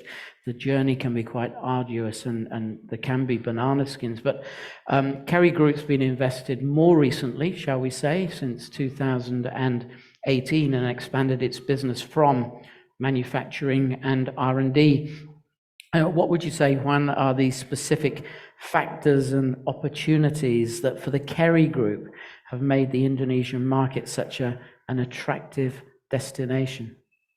Thanks, Chris. Let me start with a personal perspective and echo some of what Stuart said, and then come to Kerry Group. I've been going to Indonesia since the 90s. I lived in Hong Kong and managed large businesses in polymers and fibers at that time, and we were going in Indonesia, and at that time the industry was more fibers, fabrics, and fashion, right? So that was one stage of the development. Then 10 years back, a different industry, living from Singapore, again with responsibilities for Indonesia, more energy and chemicals and other areas, right? And you can see the country developing. And now I've been in the food industry for roughly 10 years, and Kerry Group is a very large food solutions, science-based company that provides taste and nutrition in a sustainable way. And we reach roughly 1 billion consumer in the world through the solutions we sell to our customers, the brands, the food brands and food service brands. And we are likely to reach 2 billion by 2030. And so Indonesia plays a very significant role there. I wouldn't call it difficulties, I would call it opportunities. Obviously, when you come, Kerry has been with a smaller operation in Indonesia since 2006. And we opened an office in Jakarta, commercial and innovation lab, to start to understand what were the solutions, food solutions that would work in Indonesia. And then we decided to invest in a large taste facility in West Java. And it's a greenfield site for us, so we built it from scratch. And we've built the most sustainable taste facility we have in the world. Right? We already have very strong commitments to net zero, food waste reduction 50%, responsible sourcing around the world. And we've already achieved the last 5 years, I was discussing with one of the panelists, we've reduced 50% our footprint on an absolute base from a 2017 base while we kept growing. But this facility is, versus our baseline, another 30% lower carbon. It has waste treatment locally, etc. And why are we doing that? And a lot of the panels have talked of the supply. I'll move to the demand side, right? Indonesia has a vibrant food culture. Food is very, very important from a culture point of view. And food is entertainment, food is life, food is culture. But food is also nutrition, right? And when food is not good food, it can create bad nutrition, and bad nutrition is bad health. So one sobering statistic, there is 1/3 of adults in Indonesia are overweight or obese, right? So the capability to provide food that has less sugar, less salt, less fat, but still tastes fantastic is what we specialize in. And that's actually quite complex to do. It requires science, it requires innovation, it requires PhDs, as Stuart was saying. From the very beginnings of doing milk, the company has evolved into a very sophisticated 22,000 colleagues, 1,000 PhDs that do that. And we're bringing that to Indonesia, and we want to do that locally. So a lot of this is not only manufacturing, it's also creating innovation centers. Close in the operations are innovation center. We're hiring local talent. We're creating local science. We're adapting everything to local taste. Because people will try a new product one time, but if they don't like it, they don't try it again, right? And so being able to address the needs and the interests of the local consumers for us is the key reason to be there. Obviously, the infrastructure, the macroeconomics, stability, politically and economically is fundamental. You wouldn't be able to do that. But for us, what's really attractive is the base of thriving market, and also represents a platform. Somebody said 45% of the ASEAN economy is Indonesia. So if you can succeed in Indonesia, you probably are able to succeed in other parts of ASEAN. Thanks very much. And of course, the other exciting stat was that nearly 60% of GDP comes domestically, and you're very much approaching the domestic market and perhaps using Indonesia as a hub to get to the rest of Southeast Asia. But Aji, I mean, there is a company that's now invested, gained a lot of experience, learned some of the cultural lessons, approaching their business development in terms of acceptance of what the consumer is demanding and so on.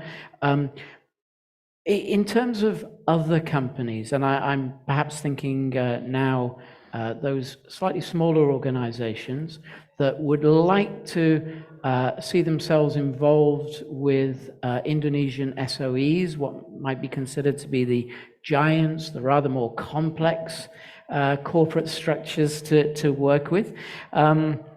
In terms of those, what would you say is the opportunity for smaller, external in particular, I would say here, organizations to actually develop trading relationships with SOEs? Yeah, I think if you can see from the data, I think it's in public, it's very easy to get it. So about 60% of SME in Indonesia contribute to GDP. I think it's quite huge for SME if you just take from the numbers. So from this point, basically from our bank, since a couple of years ago, we are trying to implement our program. We call it Expora, which is how to connect between our SME in Indonesia with global player.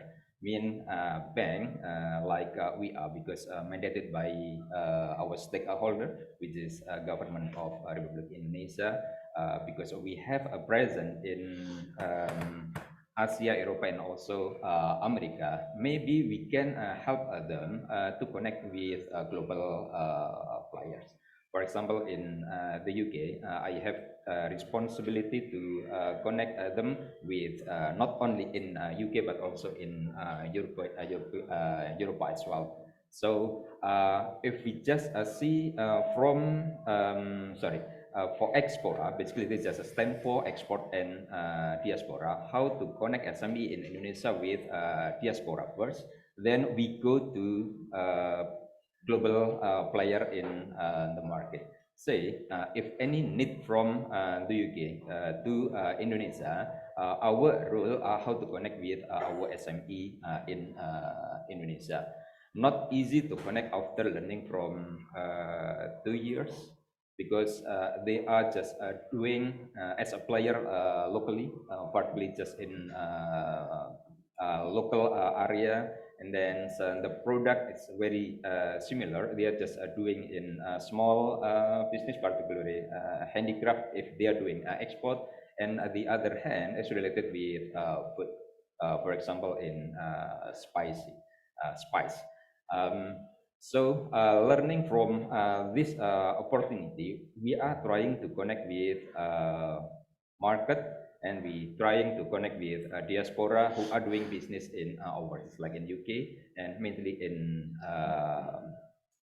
Netherlands. I think it's the main, because we have a diaspora over there about 1.7 million people said. So we are trying to channel between players in Netherlands and in Indonesia. So so far still a small progress, but we have some successful connection between the player in the market with Indonesia SME. So from this point, basically we want to say that we want to go further with SME player to connect with global player, because they don't have like sufficient knowledge about how to deal with global players. So that's why like us become the main contact to help them, to educate them, to give information about the market globally. So like Connie at SBC, I think have become our partner as well to educate them if they want to connect with global players. Okay, thanks. So as a bank, you're playing your part, you're playing your role, you're bringing together external parties that want to do business with smaller businesses in Indonesia, which is great. And of course, at government level, we've heard the development of the special economic zones as well, providing particular opportunities for particular sectors, tax breaks, tax holidays, all of which are very interesting. But at a government level, again, if I may, Stuart, we heard that the UK obviously is not, and Indonesia are not pursuing an FTA. Indonesia has stated that it probably will not, in a hurry anyway, try to involve itself in the CPTPP, which the UK is quite proud to have been a new partner of. Instead, the UK has gone the JETCO route, the Joint Economic Trade Committee route with Indonesia, which as a halfway house, actually, and as an independent, non-political, pro-business organization, we see as an effective halfway house that can lead to greater things later. But do you see any of these opting outs and opting ins in particular impacting the opportunities of trade growth and development between the countries? Not materially, and that's both positive and negative. I mean, obviously the big one was Brexit, and I arrived here a year and a half ago, and everything I'd read in the paper and heard from politicians, I thought, well, you know, Brexit's going to make international business really difficult being based in the UK. Actually, it doesn't. And I would encourage anybody who feels otherwise, talk to lawyers, talk to accountants, but really talk to businesses. And we've got 700,000 businesses we bank in the UK, and Brexit just doesn't feature. And it hasn't impacted trade with Indonesia. Year on year, trade is actually up 27%. Now that's obviously post-COVID, but it shows all the strength that you would expect. And the fact is that the UK government, as well as UK businesses, they have to look for new markets. I mean, this is, after all, a pretty small island with a pretty small population relative to Indonesia. And so it's always been a trading nation, and it needs to remain a trading nation. So British businesses are ready to invest, find new markets. I think it's working together that'll enable that to happen. But obviously the UK has become a dialogue partner with ASEAN, and some people have said, well, that doesn't really mean much.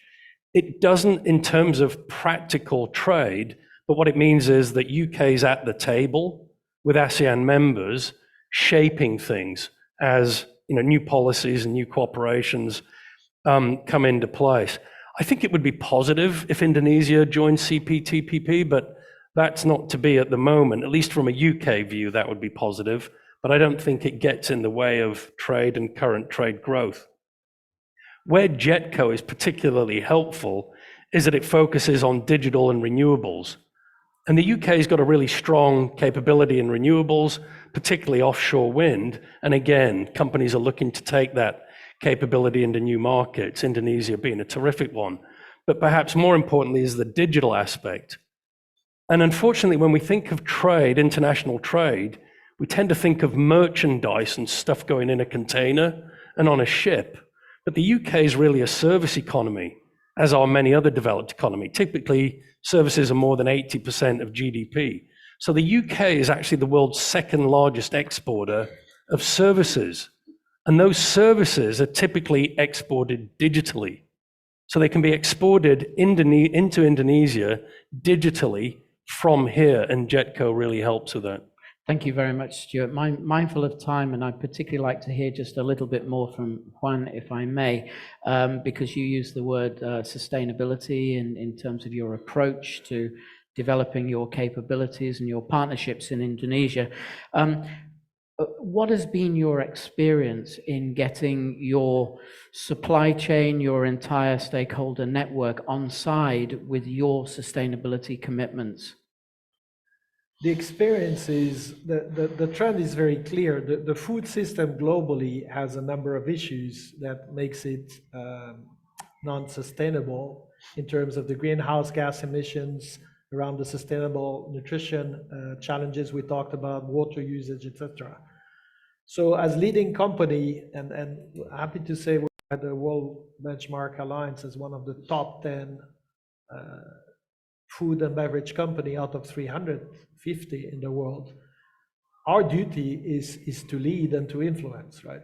So the same way there are Food Valley in Italy or the Food Valley in the Netherlands have been there for a long time, I think what we would like to do is enable an ecosystem and attract more companies that share the same purpose and the same values to create sustainable nutrition solutions for Indonesia.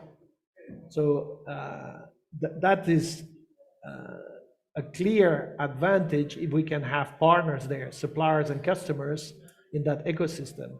And I think with the potential, we heard a lot of Indonesia there, food might not be as visible or making the news as batteries or digital, but it's everywhere, every day for everybody.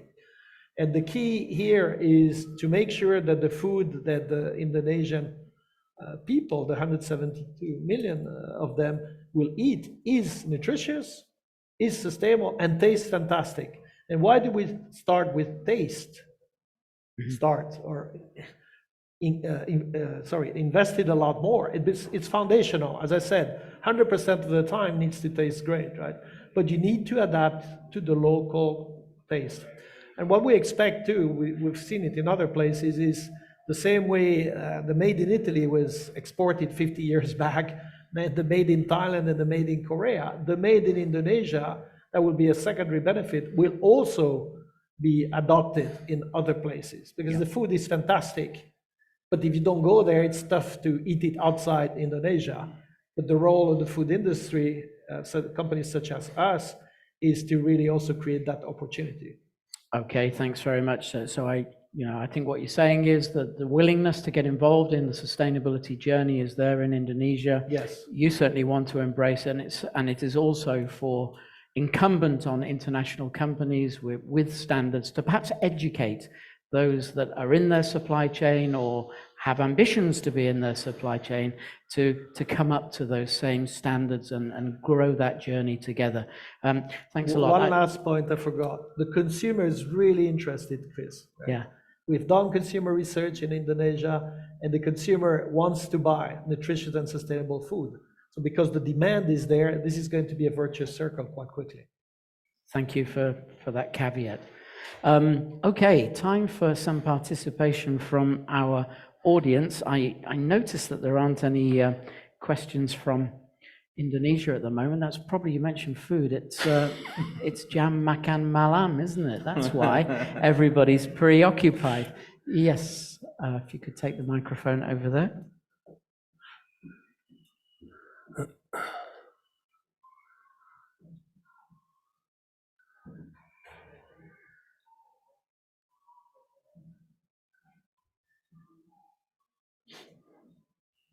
Are you able to just call out?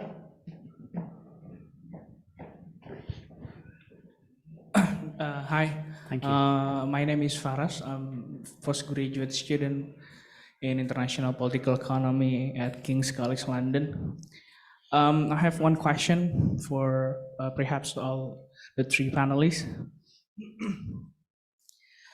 In light of the increasing trend of trade-related environmental measures, often viewed as a form of disguised protectionism and discriminatory towards producing countries like Indonesia, how can Indonesia collaborate with and engage with private sectors and government from developed economies like the UK to establish a framework that promotes sustainable global trade and supply chain? Thank you. I don't think we have actually time to get answers from all three. Stuart, could I put this into your lap? Would you mind? Yeah, if I understood the question correctly, it's about free trade basically, and the role of perhaps governments and business. It seems to me, I mean, this isn't unique between UK and Indonesia. it seems to me that sometimes, despite all the news, all the adversity, the challenges, the setbacks, and it might be anything from war to economic meltdown, military coups, natural disasters, somehow business always cuts through it. It may not be a straight line, it may not be easy, as other panelists said, there was real challenges along the way, but business ultimately seems to triumph, and business is effectively people engaging and negotiating together. So I think despite sometimes some of the things that happen, whether it's political or otherwise, business, all of us in this room and others on the call have a role to play to keep our nations developing, trading, and staying close. And shareholders will keep them honest in that regard, Yes, won't they? they do. Any other questions? Yes. Thank you very much, Chris. My name is Indah Permata Suryani. I'm just now PhD student in Coventry University. My focus is actually in financial technology and digital economy. But because today's topic is related to the food supply chains, and Huan also talk about food culture in Indonesia, I actually know several small medium enterprises in Indonesia that I also guide them back in Indonesia. And it's very unique because one of the most they say that rendang, if you guys know, rendang is one of the most favorite food in the world probably, but there's also kind of the challenge, Juan, actually. What challenge by the Indonesian business, small business enterprises to run a business in terms of industrial food around the world, especially probably in the UK? Is it related to the hygienity or something? But I don't really know about that because I'm not really expert in supply chain. And then for Bapak from BNI, Pak Haji, probably that things that you say that you help the small medium enterprises to export the product. So what actually the qualification to them? Is there any, kind of the training and also kind of the access finance provided to them in order to provide and then give a chance for them to export the product to outside of Indonesia? So probably that one. So probably, yeah. Thank you very much, Chris. Thank you very much. It was a two-part question. It was connected, and it's sort of support for and empathizing with the challenges of SMEs. So Juan first, imagining yourself as an SME in your business and wanting to begin and develop, what would you say is the one most significant, because that's what we've got time for, one most significant challenge? We're not in the fresh fruit business, and so I wouldn't be able to technically answer. I would suggest you find the right distributors that will help you find out what the food safety and food quality standards would be locally. The same way if somebody wants to go to Indonesia, you work with local partners. There are many players in the industry that can help you on that. Thank you, Juan. And Pak Haji, ambitious SMEs, what help is the likes of a bank BNI providing for them in terms of education and their journey? Yeah, basically, short answer, maybe three initiatives from the bank, because we are bank, of course. One thing is financing. I think this is our core. And then the second one is education, educate the SME in Indonesia as well as in here, if possible. And then the third one is business matching. Basically, three points that become our main role for the bank. So we are not only in Indonesia, we established at least 7 hubs to support SME in Indonesia in order they understand the way how to deal with global market. And in here in overseas, we are very close with diaspora across of the globe. And then if we are talking about experience, the main challenge for us in the UK is knowledge about the food of Indonesia. That is the main challenge. Opposite with Amsterdam, our experience in Amsterdam is very easy to support restaurant in Indonesia. At this moment, at least, we are already supporting 3 restaurants from small restaurant, and then they are opening another more restaurant. This the rule that are mandated by our shareholder in Jakarta. So if we can contribute more, of course, this is part of our role going forward. Thank you very much. And with that, I'd just like to begin a little wrap. I'm just going to ask you, it's one question, same one to each of you, and you've got 30 seconds, please. February the 14th, 2024 is a very special day. Valentine's Day, of course, Indonesian election, of course, and there are 3 politicians at the moment that are vying or wooing the Indonesian electorate to choose them for a relationship or an affair over the next 5 or 10 years. Imagine if one of you were chosen by the electorate to be president and to have a relationship with you. What is the one thing that you might try and instigate as change as leader of Indonesia? Stuart, you're smiling too smugly. Why did you start with me first? I am the least qualified person, but obviously I should base it on what I've been saying.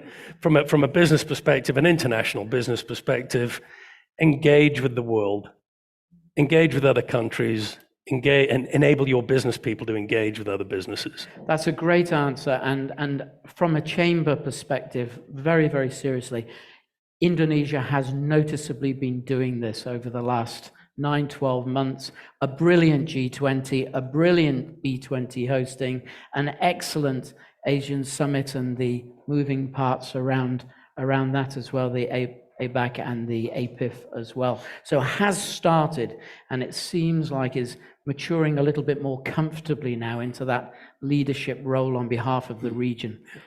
Pak Aji. Yeah, I think so we can contribute more to global because we are one of the biggest economic in Asia, and go global, I think, is the choice. Be more global. Yeah. So 2 saying be bold, be more global. Juan? I'm not going to be very original. I think I wish what happened recently for us to invest there would have happened way earlier. So Indonesia, in some respects, is still a best kept secret to a large extent. And so more of what we're doing here in general and driving this faster. We got fantastic support, and so I think many other companies would discover, if we could make that discovery for others accessible, that would be brilliant. Yeah, a combination of Indonesian modesty and perhaps British modesty has created that, because we don't talk enough about the British success stories and the impacts that they have. I mean, we know as a Chamber of Commerce that 3 million jobs in the real sector have been produced by British or British heritage businesses. That's a fantastic contribution. But we will certainly play our part. I'm very sure that Kerry will play its part in promoting Indonesia and the opportunities. Stuart, you'll keep visiting and keep observing those positive changes, I'm sure. And Pak Aji, let's stop talking about the Netherlands diaspora, shall we? Sorry. Pak Aji and BNI, a significant role to play as a state-owned enterprise in supporting both the domestic trade development and also those domestic companies in their trade ambitions with international companies as well. Thank you to the 3 of you for joining us. I think the queue has died down just a little. Tony is going to do something of a wrap, and that will be the perfect cue to just stroll over there. Thank you very much.